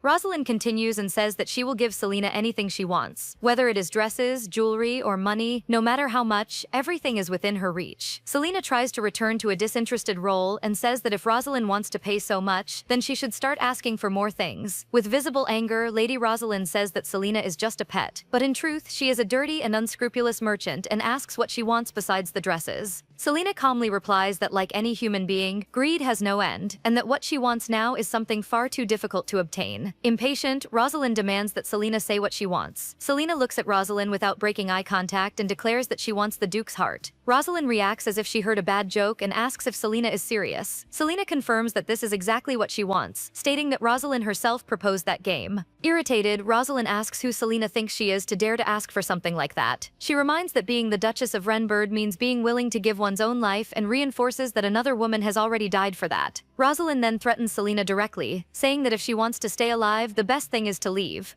She definitely checks all the boxes to be the murderer of the Duke's former fiancé, greedy, threatens her rivals out of nowhere, and is very rich and powerful. Could it be that the real killer has appeared now? Selena realizes that Rosalind is also talking about Aurel, the murdered fiancé, and understands the real weight of that threat. She analyzes the situation carefully and realizes that Rosalind is not impulsive like Fionel, but someone who believes she is completely safe. Selena concludes that this sense of security can only come from two possibilities. Either Rosalind is powerful enough to protect herself, or she herself is the killer. Either way, Selena understands that Rosalind is also a dangerous suspect. Without being intimidated, Selena thanks her for the warning, but states that she does not need either her advice or her money. She reinforces that what she wants remains the Duke's heart, and that Rosalind is the one being greedy in that conversation. Selena says that Rosalind can keep the money and power because she wants none of that, and that only the Duke's heart interests her. Rosalind then says that she does not need Calcion's small fortune and much less the status of marrying him. Confused, Selena asks if those are not exactly the things that Selena is seeking. Rosalind replies that she can obtain all of that whenever she wants, and even something greater if she truly desired it. Selena does not understand that logic and begins to wonder what Rosalind really wants. Selena realizes that unlike Fionel, Rosalind does not want to win the Duke's heart, but even so insists on marrying him. Before leaving, Rosalind turns and warns Selena once again that she is walking toward her own death if she continues like that. Rosalind walks away, leaving Selena alone, completely confused by everything she just heard. Time passes quickly, and soon it is time for dinner. An excessively abundant table is prepared, with more food and wine than necessary for just 4 people. Selena realizes that the banquet is not a courtesy, but part of Renbird's reception ritual. Even with the peaceful appearance, she feels that the tension between everyone is far from over. Sitting at the table, Selena tries to remember the rules of etiquette, but cannot recall anything specific. Deciding that she already seemed out of place anyway, she simply picks up the food with her hand and begins eating without ceremony. Fionel watches the scene in shock and glances sideways at Rosalind. Rosalind then comments that she has never seen anyone eat like that. She mocks her, asking if that is how wild animals feed in the north. Selena notices the attack from the young woman and thinks about how the world of these nobles is as dangerous as living in the forest with wild beasts. Fionel watches everything while beginning to compare the two women to animals. Selena is a black panther, implying that she is nothing more than a mannerless animal. Fionel compares Rosalind to a wolf, and finally compares herself to a little pet dog. Alright, that one was actually funny. I do not know if Fionel has low self-esteem or if she realized that the other two are on a much higher level than her. Fionel tries to humiliate Selena, saying that even her pet has better table manners. The atmosphere grows heavy when Fionel says that seeing Selena eat like that makes her want to vomit. She questions what cutlery is for if Selena does not use it, and suggests that she should eat crumbs in the street. At that moment, Rosalind intervenes, asking for more understanding and saying that the north is a place full of wild nature. She tries to present herself as the most elegant noble at the table, suggesting that all of that should be seen as a new and exotic experience for the two of them as they watch Selena dining. Selena realizes that Rosalind is trying to position herself as the most reasonable noble at the table by using Fionel as a stepping stone for her remarks. Noticing that she cannot lower her guard against the attacks of the two noblewomen and that the only option is to attack the civility they are used to, Selena does not back down, and while picking up one of the knives on the table, she says that Rosalind clearly understands nothing about wild animals. She states that if she were one of them, she would never eat crumbs thrown on the road. She drives the knife into a piece of meat, startling Rosalind with that unexpected action. Selena then looks at Rosalind with a dangerous smile and coldly concludes that if she were an animal, she would prefer to bite Lady Rosalind's neck. That was delicious. Selena really scared those arrogant noblewomen.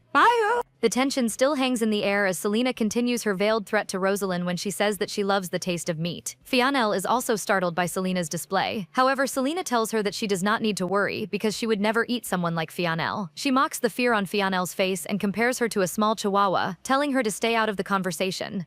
Honestly, poor Fionel is really being pushed aside in this fight for the Duke's heart. Fionel, humiliated, withdraws while Rosalind pretends she was not shaken by Selena and continues saying that she is no different from a mere beast. Rosalind comments that when someone behaves like an animal, they end up seeing the world the same way, casting a provocative look at Selena. Selena responds with sarcasm, saying that maybe that is the reason the Duke decided to take Selena with him. She continues provoking even more, saying that maybe Rosalind should try acting like an animal too. Perhaps then she would get some attention from the Duke. The tension between the two rises so much at that moment that it feels like sparks are about to fly as they stare at each other. Rosalind maintains her composure, stating that wanting to act like an animal like Selena would be far too low for someone of her position. She reinforces that she is not a commoner and places herself above the situation, with the rigid posture of someone who considers herself untouchable. Selena observes Rosalind's words and realizes that her rival will not want to engage in a direct exchange of insults. At that moment, a heavier voice enters the conversation, bringing up the past involving Rosalind's family, the Tyolan family. And Calcion, with all his powerful and noble posture, finally intervenes in the discussion between the two women. He comments on how, in the past, the Renbird family was deeply offended when they attempted a marriage alliance with the Tyolan family, and that the response was humiliation, calling the Renbirds inferior to them. Rosalind apologizes, admitting that that attempt was a mistake caused by her father's greed, and that she had no influence at the time because she was younger. Wait a moment, does that mean Calcion was almost engaged to Rosalind but he was rejected? And now the tables have turned for Rosalind? This is wonderful. Selena realizes the irony of the situation, remembering that before they were rejected, and now Rosalind is practically begging for a marriage. Even after hearing the apologies, Calcion states that, looking at it now, perhaps it was better that things happened that way.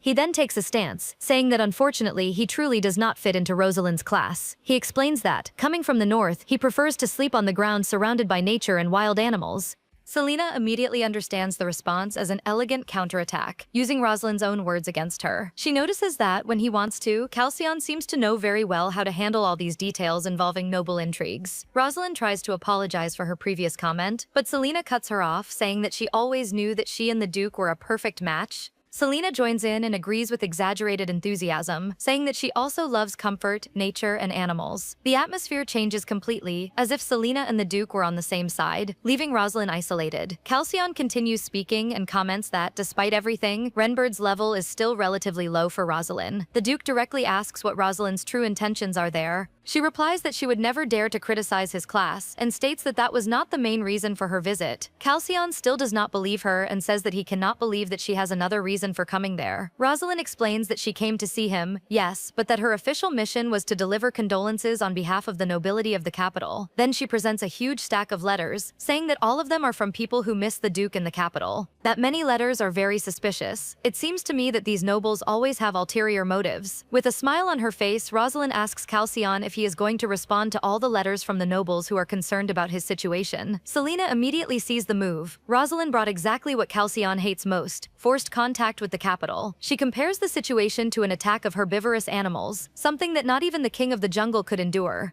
Selena admits, frustrated, that they almost won, but Rosalind had a final card. Time passes, and later Halcyon appears exhausted, surrounded by letters he has not yet managed to finish reading. He thinks about how he spent hours reading and did not even reach halfway, and even so, his eyes are completely tired. Suddenly, noise from outside draws attention, with excited voices and suspicious giggles. Selena opens the door while the maids tell her to cheer the Duke up and then leave, leaving her alone. Poor Selena, she does not have a moment of peace with the palace staff, does she? Entering the room, she apologizes to him for the noise from the maids so late at night. Halcyon starts to ask what was happening, but falls silent when he looks at Selena. Embarrassed, Selena apologizes and comments that it might have been too much, while explaining that the maids would not leave her alone. Halcyon replies that he understands, since even he was scolded by the servants, and asks her not to worry. He tells her to sit down, stating that he does not mind it, and Selena agrees, while thinking that maybe she is not the only one embarrassed by the situation. Determined to act normally, Selena approaches to tell him what happened earlier that day. However, as she sits, she glances sideways at Halcyon and notices something. Halcyon said he did not mind her clothing, however the atmosphere became strangely silent between the two of them. She notices his face lightly flushing, and surprised, cannot help but ask, if he does not mind, why is he blushing? Look at the Duke getting enchanted by Selena. Is a kiss coming now? Selena notices the strange atmosphere in the room when the Duke looks away, clearly uncomfortable, while trying to pretend that nothing happened. She cannot help but wonder how Halcyon manages to be so awkward, and decides to change the subject. Selena tries to change the subject, and asks what made him react directly against Rosalind today. She compares his attitude toward Fionel, where he did not bother to respond or push the noblewoman away, and says that with Rosalind he handled himself very well. Halcyon replies that Rosalind is easier to deal with, and that there is a clear reason to act that way with her. It is curious how every interaction involving the nobility is never easy to handle, isn't it? Selena immediately connects this to the past rejection of the marriage proposal involving the Teolan family, and decides to press further. Halcyon confirms and explains that his mother was extremely ambitious, and wanted him to marry into the most powerful family in society. He says that although Renbird is far from the capital, it was still wealthy enough to attempt an alliance with the Teolan. Selena is surprised to learn that the proposal was rejected because Renbird was considered inferior. Halcyon admits that this is exactly what happened, drawing an incredulous reaction from her. She jokes that he has held a grudge until today just to get revenge, which makes him respond with irony about never forgetting the names of his enemies. Selena then provokes him, asking if he still has feelings for Rosalind. Halcyon reacts immediately, firmly denying it with visible irritation. Selena points out the contradiction, reminding him that he himself called her powerful and beautiful, which increases the tension.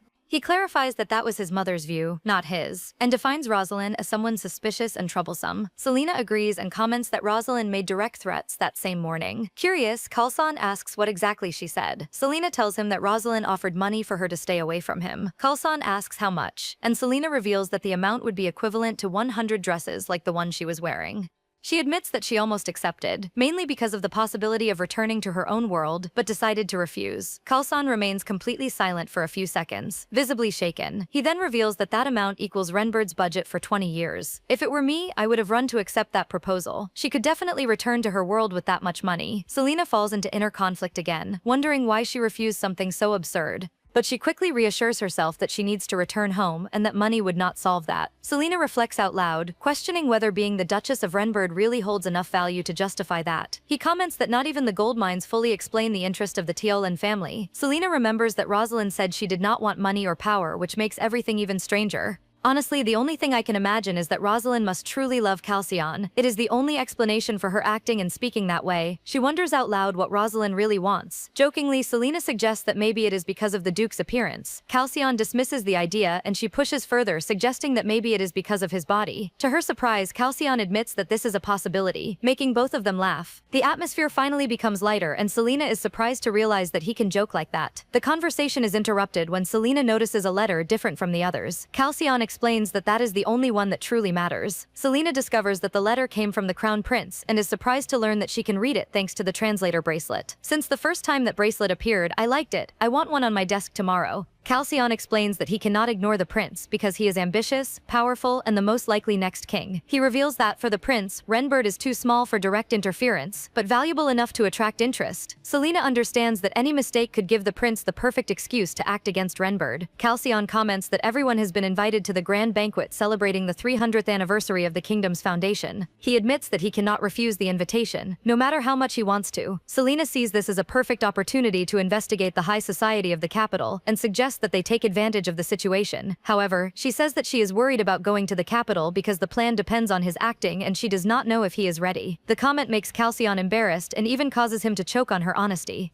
Selena suddenly stands up, determined, and in a sudden move she sits on Calcion's lap, startling him. She announces that she wants to go to the capital with him and asks for it out loud in an exaggerated way. Calcion immediately agrees, which irritates Selena, who complains that he is only agreeing out of obligation. She demands that he say that he truly wants to take her with him, since no one else is around. Selena loses her patience and coldly says that he is terrible at acting, and that at this rate the plan will fail if he does not practice more. Calcion sits down on the sofa, melancholic, unable to respond to her at all. Selena sighs, realizing that he still panics far too easily. The conversation ends abruptly when Selena says goodbye and goes to sleep, leaving Calcion alone and confused. Alone, he wonders what he should do with that unpredictable woman. I know I have said this before, but I simply love how Selena manages to dominate every situation over Calcion. The next day, Selena receives an unexpected notice that Rosalind wants to have tea with her. Selena asks the maids if she can change her dress, saying that she cannot wear the same one as yesterday. The maid explains that there was no time to prepare another outfit. Without hesitation, Selena orders them to refuse Rosalind's invitation. The maid panics, explaining that one cannot refuse someone from a higher family. Selena replies that she cannot go without proper clothing and says that Rosalind herself said she would understand any situation. The maid hesitates and reveals that Rosalind stated that Selena could even go wearing a sack of potatoes and she would not mind. Indignant, Selena asks who is being rude in that situation. Realizing that the maid could be punished, Selena ends up giving in. She agrees to go only so that the maid does not get into trouble. At the tea location, Rosalind is startled to see Selena appear dressed in a completely unexpected way. Selena walks calmly and comments that this is still better than a sack of potatoes. And once again, Selena delivers everything with the Renbird family looks, simply stunning at every opportunity. And so, another round of the dangerous game between the two begins. Selena arrives at the tea with no intention of justifying herself, making it clear from the very first second that she did exactly what Rosalind said she could do. She calmly comments that it is still better than a sack of potatoes, observing the irritated glint in the noblewoman's eyes in front of her. Rosalind replies that even so, that goes beyond any acceptable limit, trying to maintain the posture of someone in control of the situation by saying that Selena should have come wearing the previous day's dress. Selena simply shrugs and says that she had nothing else to wear, reminding her that she was allowed to wear whatever she wanted. Rosalind completely ignores the part about the sack of potatoes and shifts the focus, clenching her teeth as she remembers that the previous dress was torn by the Duke the night before. She definitely knows how to destabilize that petty noblewoman. Selena notices the anger on Rosalind's face and makes it clear that she does not care what she thinks. Rosalind accuses Selena of lying in a dirty and ill-intentioned way, saying that she does not tolerate that kind of behavior. Selena replies that inviting someone to tea saying that she can come wearing a sack of potatoes is not exactly a very elegant gesture. She explains that she simply played at the same level Rosalind chose, hoping that it would be enough. And once again, Selena throws her hypocrisy right back at her face. Rosalind states that she only wanted respect and that she would not have made a scene if she had been treated with consideration. Selena crosses her arms and says that she should have imagined that Rosalind would not understand her intentions. Rosalind turns the tables and says that Selena should think first about what others might think before acting. With a tense smile, Rosalind says that she thought Selena was smarter but realized that she did not know her well. She then strikes where it hurts, commenting that now she understands Selena's financial situation and that next time she will be more careful. Rosalind thinks to herself how poor someone must be not to be able to buy a new dress. That is an absurd level of prejudice towards someone she just met, my goodness. Selena replies coldly, saying that Rosalind should better inform herself about the woman the Duke personally chose to bring. She makes it clear that she is the one by Calcion's side now and that this will not change anytime soon. Rosalind tries to downplay the situation, reminding her that she is an aristocrat and that Selena is still just a commoner. Selena smiles and says that unfortunately for Rosalind they will still meet many times. Rosalind states that this is unlikely since she is about to leave and does not intend to return anytime soon to see Selena again. But she will be in for a surprise when she finds out about the trip of our favorite couple.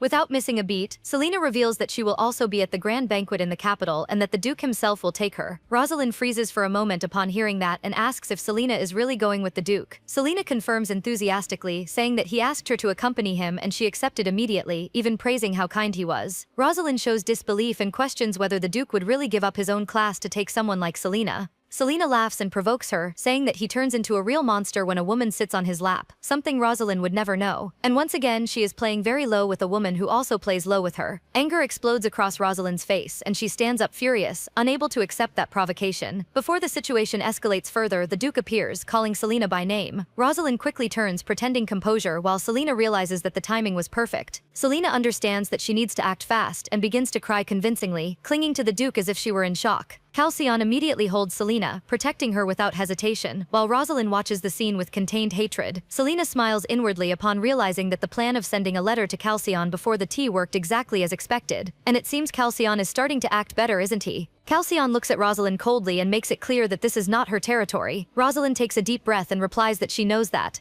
Halcyon thinks to himself that he was only able to intervene because Selena warned him beforehand. He also considers the possibility of something worse happening if Selena had not had that chance.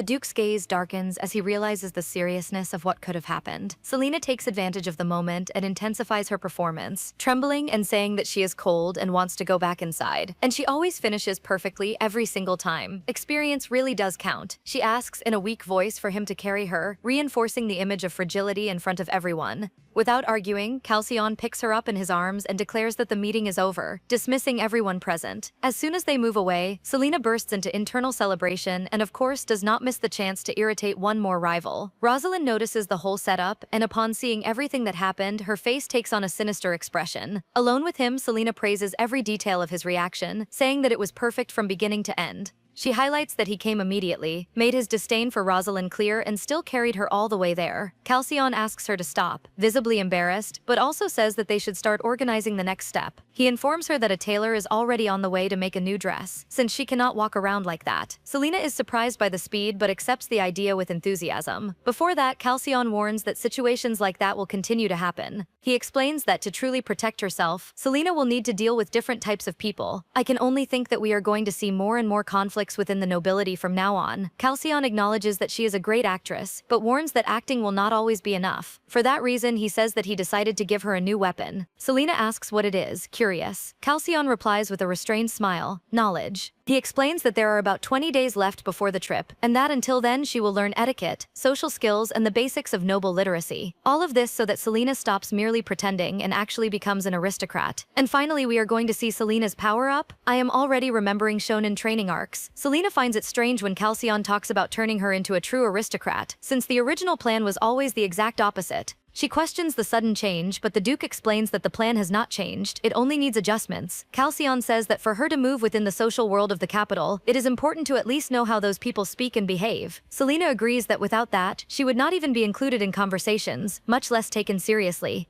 He reinforces that he does not want to force her to become someone different, only to ensure that she has the tools not to be looked down upon. That is actually quite sweet of him, worrying about her being part of conversations. Wait, is he doing this only for the plan, or am I being fooled? Selena laughs and provokes him, asking if he is worried about his own reputation. Halcyon immediately replies that Renbird is more powerful than it seems, and that this is not what bothers him. After a brief silence, he admits that he simply does not want people to look down on Selena. I think I am right to believe that he is worried about her and not just about the plan. Selena is surprised by his sincerity, and realizes that he thinks it is normal to be the only one to pick on her, but she thinks that in reality this is just so he can ignore her in those situations. She asks if he has already learned how to communicate within high society. Halcyon replies that he has never needed that, which makes Selena's eyes light up. Excited, she suggests that the two of them learn together, turning it into something less heavy. Look at her trying to drag him along with her for no reason. Halcyon immediately refuses, but Selena insists, reminding him that things are now different and more dangerous. She points out that he is about to throw himself directly into the middle of his enemies, and that knowledge is also a weapon. Even while grumbling, Halcyon ends up agreeing that learning together might be useful. Noticing his complete lack of enthusiasm, Selena proposes making it more fun. She suggests a bet, which immediately makes Halcyon suspicious that she wants to duel him to the death. and once again he takes everything to the most violent possible side. Selena clarifies that it is nothing violent, just something motivating like gold stars given as rewards for good performance in school. Calcion does not understand the comparison with gold stars, and Selena jokes by asking if he was a troublemaker as a child. Offended, he replies that he is the son of the Duke of Renbird. Selena simply ignores his anger and says that she never saw him when he was younger and therefore could not believe that. She then finally proposes the bet. Whoever wins gets a wish from the other. Confident, Calcion accepts, saying that it will be far too easy for him. Selena warns that she learns quickly and that maybe he should be worried. What will their requests be, I wonder? Will we see a marriage proposal? Calcion retorts by reminding her that she arrived in that world only a few days ago, while he has dealt with nobles for decades. Even so, Selena reinforces that they will learn together no matter what. Exhausted, she asks for a break until the tailor arrives, imagining that he would only come later. Calcion replies that he ordered him to come immediately and that when he asks for something quickly, it is usually done. Shortly after, the tailor appears completely out of breath, proving that the order was taken very seriously. The poor man had to come running faster than the wind. Selena feels sorry when she sees his state, while Calcion simply authorizes the work to begin. The tailor starts taking measurements with great excitement, praising Calcion's body. Calcion gets irritated when he sees the tailor trying to take measurements as if he were going to make a suit. He grabs the tailor by the head while asking if he did not hear that he was called to make dresses and not suits. The man justifies himself by saying that genderless style is trending, which makes Calcion want to kill him right there. What kind of reaction was that? That is pure exaggeration. Selena quickly intervenes, asking Calcion to calm down and letting the tailor continue because he is just excited to work for the Duke. She reminds him that she cannot keep walking around dressed like that forever, no matter how chaotic everything is. The tailor asks her to change clothes to continue the measurements, but he is so nervous that he whispers everything to Selena, who laughs at him and tells him to relax. While Selena's measurements are being taken, Calcion remains in the room, observing everything in a not-so-subtle way. Selena notices his fixed gaze and begins to get irritated, asking if he should not return to his office. Calcion refuses, saying that she clearly needs his help to choose dresses. Jealous is an understatement when it comes to Calcion. She thinks about what exactly the Duke understands about fashion, but the tailor interrupts saying that he has finished the measurements. Full of confidence, the tailor promises to make Selena the most beautiful woman in Renbird. Selena casually comments that the Duke always says she looks beautiful in anything. Calcion whispers in denial immediately, saying that he never said that, and Selena says she is doing that as revenge for his last scene during the measurements.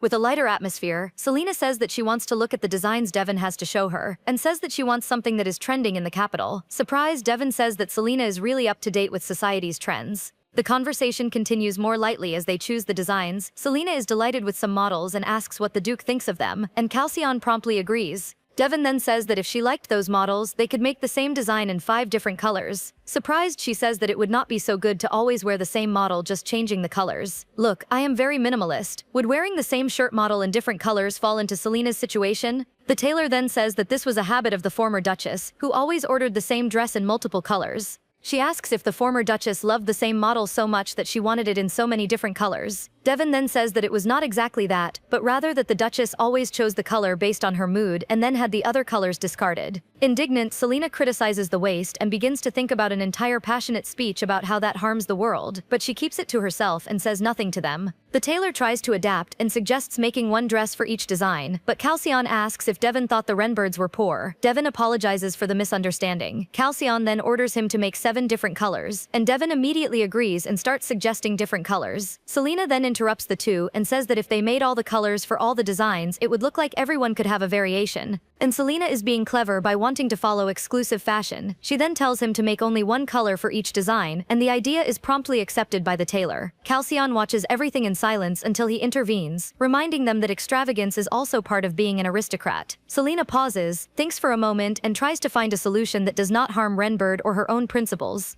Then, with a confident smile, she announces that she has the perfect idea to show that extravagance Calcion wants. Selena looks at Calcion when he talks about a new plan, trying to understand what exactly he means by that perfect idea. She thinks that maybe the proposal came too suddenly, and that she does not even know if there are enough resources to make it a reality. Even so, Selena explains that a true aristocrat does not use mass-produced items, but something unique, made with intention. She asks the tailor to produce only one dress, but to put all possible heart and talent into it. Selena suggests creating a fabric that no one has ever seen before, something truly exclusive. She begins to explain her idea carefully, talking about grinding jewels, mixing them into the threads, and using gold and silver to engrave patterns. Did she really go that far with the idea of making something exclusive for herself? For a moment, Selena hesitates, thinking that maybe that is too impossible even for Renbird. The tailor remains silent for a few seconds and then bursts with excitement, calling Selena a genius. He states that only beautiful people know how to create beautiful things and assures that the idea is viable. Selena is shocked to realize that he can actually make it work. The tailor warns that it will require a lot of work and labor, and that the cost will be extremely high. Before he even finishes the sentence, Calcion interrupts and tells him to do whatever is necessary. Being that rich must be nice, not even hesitating at such an expense is impressive. Calcion says that Renbird will provide all the necessary jewels for the project without restrictions. Calcion then imposes an absurd deadline. In 20 days, the tailor must prepare at least 100 dresses. In addition, he demands that all of them be of different designs. Seriously, was it necessary to make such a huge request? Selena is shocked by the demand and begins to wonder if that is normal or if everyone in that place has completely lost their minds. Noticing the tailor's hesitation, Selena asks if he can really handle that. Before the man can back out, Calcion hands over a gleaming advance payment, eliminating any possible doubt. The tailor immediately accepts, completely motivated by the advance payment, and it seems greed spoke louder in that moment.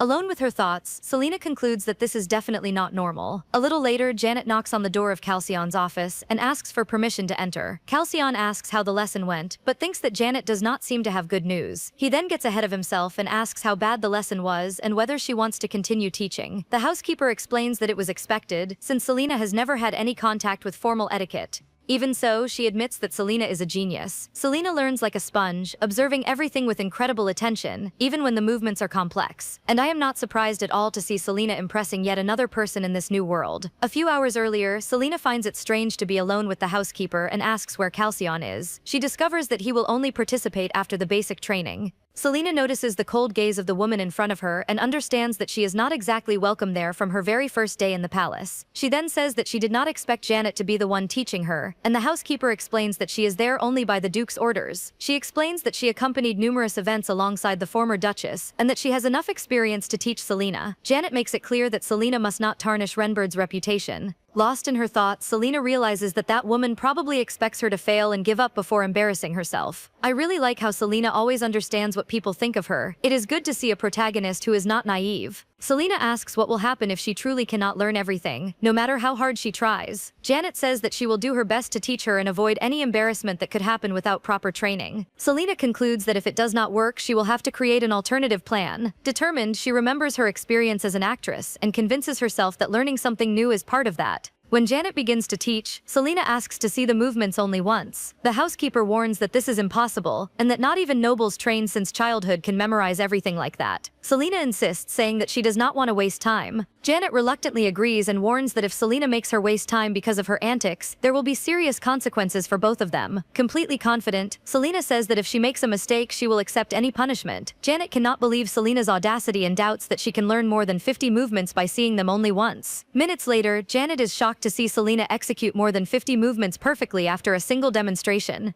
She observes Selena's posture, breathing, and gestures, unable to find any flaw. To Janet, Selena moves with an almost real elegance, as if she were born for it. When Selena asks how she did, the housekeeper can only respond with one word: perfect. And just as I said before, Selena surprises absolutely no one by being perfect in her performance. Despite the praise, Janet begins to seriously suspect Selena, certain that she cannot be just an ordinary commoner. Calcion reassures the housekeeper, explaining that Selena has always been exceptional in physical activities and that there is no secret identity or anything like that. Convinced, Janet states that it is possible to complete the training before the trip. Calcion then decides to join the lessons starting the next day, admitting that he himself has never formally learned etiquette. Later alone, Calcion watches Selena walking through the courtyard while being surrounded by several maids. He thinks that if Selena can learn etiquette as easily as she did today, then he will probably lose the bet. He begins to wonder what wish Selena will ask for when she wins. Well, my friend, it seems you made that bet already knowing how it would end. Meanwhile, Selena meets an excited maid who congratulates her on her sudden success. The woman says that everyone is talking about Selena, praising her beauty and saying that it was love at first sight for the Duke. Selena thanks her but notices something strange in that attitude. The maid clearly places herself on Selena's side, even without knowing her, risking being judged poorly by others. Trying to deceive the maid, Selena begins to pretend that she is honored that everyone likes her. Well, everyone except Janet. Curious, the maid asks why Lady Janet does not like her. Selena then says that Janet is always picking on her and constantly gives her threatening looks. The maid replies that Janet always behaves that way with all the maids, especially when it involves the honor of the Wrenbird family. It seems that Janet really cares a lot about the Wrenbird family. I really want to know what her past is with the former Duchess. The maid continues, saying that not even the former Duchess seemed to be enough for the housekeeper's standards. The harassment was so intense that Janet was even physically punished by the former Duchess. Surprised, Selena asks, in a playful tone, what Janet must have done to reach that point. Selena thinks it is very strange for someone to go that far just because of their superior. Continuing her game to get more answers, Selena asks if there is anyone in the palace who does not suffer because of Janet's behavior. The maid replies that there is only one person who is just as terrifying as Lady Janet, and that person is the Duke. In a joking tone, Selena asks if, by any chance, the Duke and Janet argue because of Calcion's attitudes. Speaking in secret, the maid says that everything would be better if the Duke simply dismissed Lady Janet. Selena takes another cup of tea while thinking that she should keep that maid close, since she would be an excellent source of information that she normally would not be able to obtain through Calcion. With her most charismatic demeanor, Selena asks the maid's name and says that they could become closer since they seem to be around the same age. She also comments that she will certainly look for her in the future. The maid introduces herself as Juna and says that anything Selena needs, she just has to ask.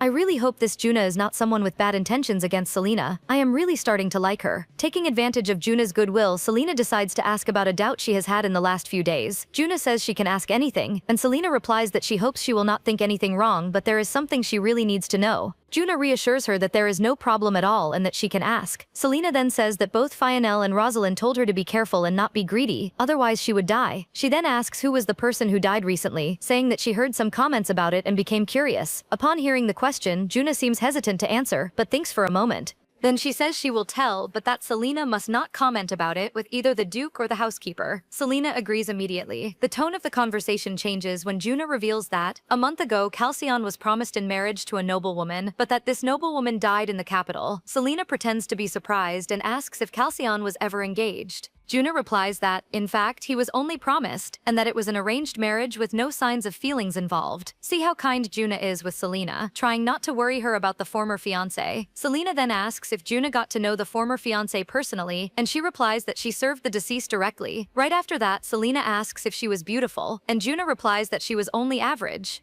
Additionally, Juna comments that the former fiancé barely spoke and always had a depressive and gloomy air. Selena hears all of this and begins to compare it with what she has already heard about Erel. For Calcion, Erel seemed like a gentle and calm person. For others, like Juna, she was someone reserved and depressed. In Selena's mind, these two versions, although different, still carry some similarity. Selena then asks if Juna liked the former fiancé, and the maid replies that she did not like her very much. Selena asks why. Juna then says that the former fiancé betrayed the Duke with several men while she was staying in the capital. Damn, was Erel a fraud, or is this just gossip to try to shake Calcion? Later, Selena is in the room with Calcion and he comments that she looks tired. She replies that he has no idea how tired she is and that he cannot even imagine what her day was like. He asks if Janet is being too harsh on her, and Selena replies that it could be different. She says that Janet tries to control everything she does, and that any mistake, no matter how small, is met with a disapproving look. Calcion asks if that is true, since for him Janet only praises Selena for how easily she learns in the lessons.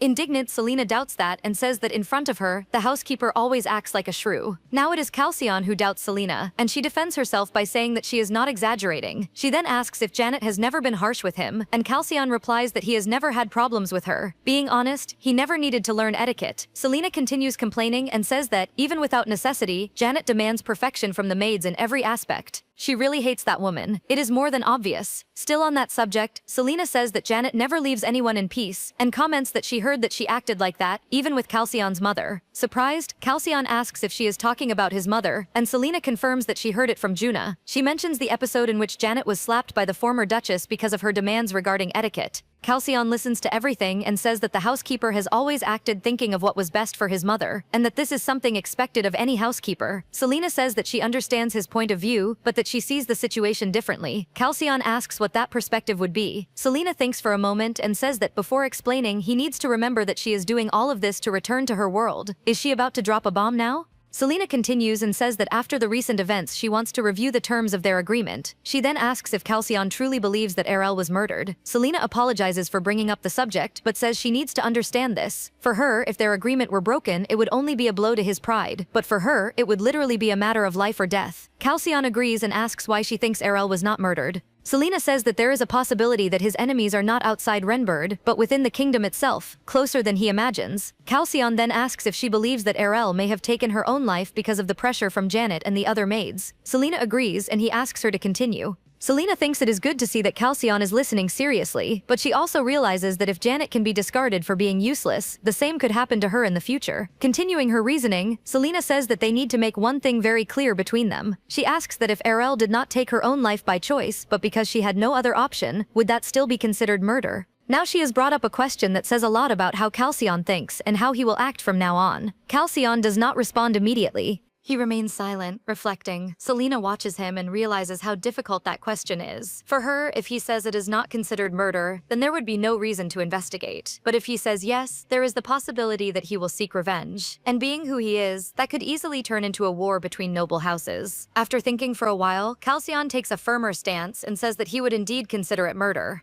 Selena hears this and says that in that case, they need to start thinking about suspects. For her, the main suspects are the people who have been intimidating her since the first day, trying to make her give up on becoming Duchess. Halcyon suggests that Janet should be first on the list. Selena agrees and adds all the maids who are with Erel in the capital. She also mentions that Janet has already stated that if Selena does anything that could dishonor the Renbird family, she would not hesitate to act. In addition, there are all the rumors spread by the maids. Halcyon says that to him, these situations do not seem that serious. Selena replies that for him, it may not seem so, but he does not have to live walking on eggshells like she and Erel do. Halcyon does not understand. Selena then asks if someone's opinion could affect his title. He answers no. She asks if that would cause any impact on his life. Again, no. She continues and asks if anyone could threaten to expel him from the palace for being rude. And once more, no. Selena then concludes that the difference between him and them is simple. He has the power to ignore all of this. She and Erel do not. Halcyon tries to argue that Erel did not come from a weak or poor family, so it would not make sense for her to feel that way. Selena replies that from Erel's point of view, she lived constantly in danger, as if walking on thin ice. She says that Erel lived in fear that any scandal, no matter how small, could be a reason for her expulsion from Renbird. With a more serious tone, Selena says that if Erel were expelled, it would destroy her family's reputation. She then asks if Halcyon can imagine what was going through Erel's mind when thinking about living the rest of her life under that kind of pressure.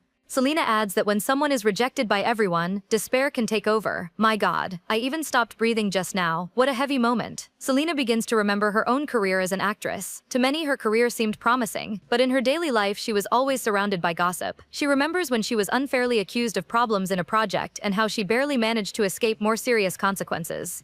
She thinks about how, many times, she was blamed for things she never did, and how the repetition of that almost made her give up on everything. But unlike Erel, she always had people who supported her, and that made all the difference. She cannot guarantee that Erel had the same. Maybe, she had no one. Wow. Out of nowhere, the story got really heavy. I was not expecting that. Halcyon listens to everything and asks if she truly believes that loneliness could have led Erel to take her own life. Selena replies that this is something they will never be able to say with certainty, but that there is a clear point. Someone made Erel believe that she had no future in Renbird. Halcyon says that this should not be a problem, since the marriage agreement was clear. Wow. The Renbird family would provide financial support to Baron Zeon, Erel's father, and in return she would marry Halcyon without interfering in his politics. Selena then asks what would happen if a situation arose in which her presence was necessary. She remembers what Juna said about Erel being involved with other men in the capital. Selena then asks Halcyon what would happen if Erel were someone who simply did not care about who she was flirting with at certain moments. Halcyon listens to Selena's question, thinks for a moment, and says that if Erel really did something like that, it would not be a problem for him, since it is something that all nobility ends up doing at some point. He then says that for the Duchess of Renbird, that would not be a reason to tarnish her reputation in that way. Selena finds that logic strange and questions why it would be a problem, since many people live like that without consequences. The answer is harsh. Not everyone manages to survive when they stop being welcome everywhere. When someone faces problems on all sides, is rejected by their family, and loses any place of belonging, death begins to seem like an escape. The conversation heats up, and Selena realizes she has gotten too carried away, and apologizes right after. At that moment, the Duke stands up, holds Selena by the shoulders, and looks deeply into her eyes, startling her. He speaks firmly, saying that rumors mean nothing to him. Halcyon makes it clear that, whether they are true or false, gossip would not change his stance. He says that this also applies to Selena, and asks her not to back down in the face of others' words. Halcyon states that as long as she does not run away, he will never end the contract between them. And, directly, he says that he does not intend to abandon her. Now he has shown that he truly seems to care about her within this crazy plan of theirs. Selena responds with a simple yes, feeling the weight of those words more than she would like to admit. Right after, he adds a blunt condition. While the contract exists, she must not get involved with another man. Well, looks like he is quite afraid of being cheated on and talked about badly in society. The next day, Renbird's palace is busy during the day, as Fionel and Rosalind are saying goodbye to Calcion and Selena. Rosalind says she hopes to see Calcion again in the capital, and Fionel agrees with the other noble. Fionel says goodbye, clearly emotional because Calcion personally came to see her off. And Calcion says that he is only there by chance because he wanted to walk outside. Selena hears Juna say that Fionel is already preparing for the capital, ready to spread rumors and create situations. When Selena says goodbye to Rosalind, she says she hopes to see her in the capital. Rosalind responds with a calculated smile, saying that perhaps they will see each other in the capital. But she really loves leaving a veiled threat at every possible moment. The word perhaps deeply unsettles Selena, making her wonder if Rosalind plans to get rid of her before the trip. The atmosphere grows heavy, and Selena admits that the situation is too frightening to ignore. Selena holds his arm a little tighter. She decides that, from that moment on, she will stay even closer to the Duke, and Calcion promptly agrees. A little later, Selena celebrates when she realizes that she will finally have lessons together with Calcion, something that seemed unfair before. Boo! Madame Janet completely changes her posture when she begins instructing Calcion, being much gentler with him around. Selena does not let it pass and comments on the difference in treatment, receiving a reprimand about using a polite tone as a response. She complains that this is not even a real situation, but Janet insists that etiquette must be a habit, even without an audience. Janet says that even if no one is watching her, Selena must practice until it becomes a habit. Calcion then intervenes and says that Janet is being too strict with Selena unnecessarily. Finally, he is putting that woman in her place and making her stop being rude to Selena. Janet defends herself by saying that what she taught the Duke is completely different from what Selena needs to learn. Calcion asks what kind of difference Janet is talking about. The housekeeper begins to search for an answer, but cannot find a convincing one. Selena notices this and does not let it slide, thinking about how ridiculous Janet is being at that moment. Selena then makes it clear that she has no interest whatsoever in becoming a duchess, which confuses Janet even more. She states that she does not intend to stay in Renbird forever, and that she is only there until the time comes for her to leave. Selena points out that excessive pressure suffocates anyone, even someone from a noble family, thinking about everything Arel must have gone through in that palace. She explains that mistakes are human, and that no one learns well when they are being crushed by demands. Calcion intervenes, saying that he ordered Selena to learn only enough so as not to tarnish Renbird's name. Janet obeys, but inwardly shows irritation at how quickly Selena responds to the Duke's words. Calcion comments that Selena learns quickly, and that there is no reason for such strictness. Janet promptly agrees with the Duke, not wanting to give Selena any more reasons to attack her. It seems that Janet has been humbled after this lesson with both of them together. Later, Selena teases, remembering that even after a few hours of lessons, Janet still corrects absurd things. She jokes that responding to an invitation to the terrace with a request for a duel should not be such a big deal. Selena also teases Calcion, reminding him that he accepted a bet with someone as confident as she is. Janet sighs, asking Selena to be more gentle, while Selena responds with irony. She points out that the person Janet should really be strict with is right there. Calcion feels the weight of the etiquette lessons, and comments that it is hard to believe that everyone learns that on their own, from a young age. Janet hears this, and replies that there are things women need to know that men do not even realize. He realizes that if he had understood earlier how that world worked, many things could have been said in front of him without any concern. Poor Calcion was being judged by noble women without even knowing it. Selena responds that she is satisfied to finally understand that system, but admits that now she has lost the chance to provoke Renbird's society easily. The conversation changes when Selena begins to whisper and gesture with her hands to Calcion, suggesting that they reserve a room for the two of them. Calcion looks at her and tries to refuse the request, saying it would be better to take separate rooms since they will have several options. Selena argues that it is exactly the opposite, that they only have one option, and that she would feel very lonely. Calcion agrees without questioning, saying that if they take a larger room, they will be able to train. Selena jokes that the way he says it, it sounds like he wants to train in bed. Calcion, of course, is startled by her comment. Janet notices the conversation and reprimands Selena, questioning her behavior. That Janet has quite the sharp ears, doesn't she? Selena justifies herself by saying that she is only helping the Duke learn, since she has already mastered the basics. She then reminds him of their bet and calmly states that he lost. Without denying it, Calcion accepts the result and says that he will grant her wish, as promised.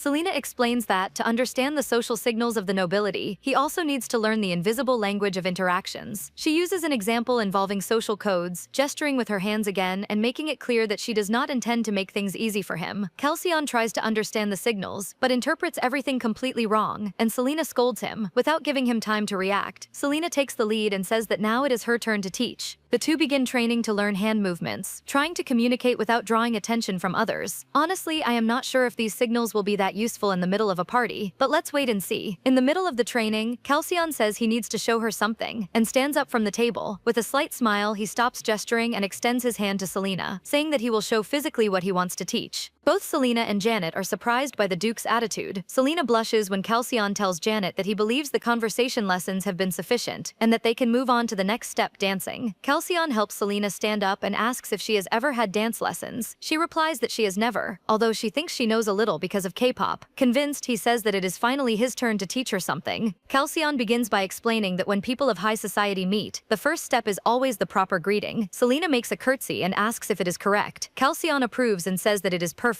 Then it is his turn. Calcion holds her hand, gently kisses it, and looks at her. Selena becomes even more flushed. She starts having 1,000 thoughts at once, imagining how, suddenly Calcion seems much more handsome, and how that leaves her completely speechless. We are finally seeing Calcion making Selena blush. I am loving this. Trying to hide it, Selena looks away and asks what the next step is. Calcion replies that, in the basic steps, it is enough to follow the one who is leading. He explains that it is not necessary to memorize patterns, just to feel the flow of the interaction. Selena takes a step and asks if it is like that. Calcion agrees and says they will try again. He holds her waist with one hand and positions the other properly, beginning to lead the dance. He asks if everything is all right and if they can continue. Still embarrassed, Selena stutters, saying yes. While they dance, Selena finds herself observing his face too much, noticing details she tries to ignore. She is so cute, getting all flustered and shy with the dance. She scolds herself mentally and tells herself to focus on the lesson. Changing the subject, Selena mentions the wish she asked for as part of the bet. She says she does not want anything grand, just something simple. Selena asks that they start using nicknames for each other. Calcion accepts without resistance. Surprised, Selena asks if she can choose any nickname, even something cute. Something cute like Cal. I admit I did not expect that request out of nowhere, but calling the Duke Cal is actually very funny. Even hesitating, Calcion keeps his word and says it is fine. Selena notices the hesitation, but also sees that he kept his promise. She reflects that the more she gets to know Calcion, the less she feels she truly understands him. Selena comments that she always thought all men were the same, but she is starting to realize she was wrong. She thinks that since they are in a contractual relationship, they could be kinder to each other. The dance continues in silence, and as the steps go on, an almost romantic atmosphere begins to form between them. Selena notices this and asks if they can stop. Calcion, a bit awkward, replies that yes. At the end, Selena comments that she is really enjoying herself for dancing for the first time, even without music. Calcion replies that he is also finding it enjoyable, even if he is a bit stiff. Selena teases him, saying he dances like a wooden doll, but admits she liked it. Calcion asks if she really liked it. She replies that yes, that she liked the lesson very much. He looks at her surprised and is left speechless. In his mind, a memory appears of his mother saying that he danced as badly as a puppet without strings. But that memory is interrupted by Selena's smile, saying she liked dancing with him. My God, what kind of mother says that to her own son? What a cruel woman. Selena pulls him out of his thoughts by asking if he also liked dancing with her. But Calcion is still stuck on the idea that she said she was happy beside him. He scolds himself mentally, trying to push those thoughts away. Without an answer, Selena asks Janet if she danced well, saying that no one praised her skills. Janet observes for a moment and agrees that Selena danced very well. Calcion sees the interaction between the two and accepts that Selena really learns everything easily. He then says they can end the lesson for today, as he needs to rest. Selena thanks him for the lesson and, calling him Cal, says she had a lot of fun. Calcion turns, looks at her and gives a slight smile, saying that he also had fun. Are we finally seeing feelings growing between these two? A few days later, Selena watches the delivery of the 100 dresses from Devon. She thinks that despite the difficulties, all of them were completed within the absurd deadline of 20 days. Selena looks at all of it with confidence, thinking that after so much preparation and training, the long-awaited moment has finally arrived. The next day, they would depart for the capital. And that's it for today, everyone. I hope you enjoyed the story. Quite a breathtaking story, isn't it? I wonder how Selena and Calcion's stay in the capital will unfold. What do you think? Tell me more in the comments.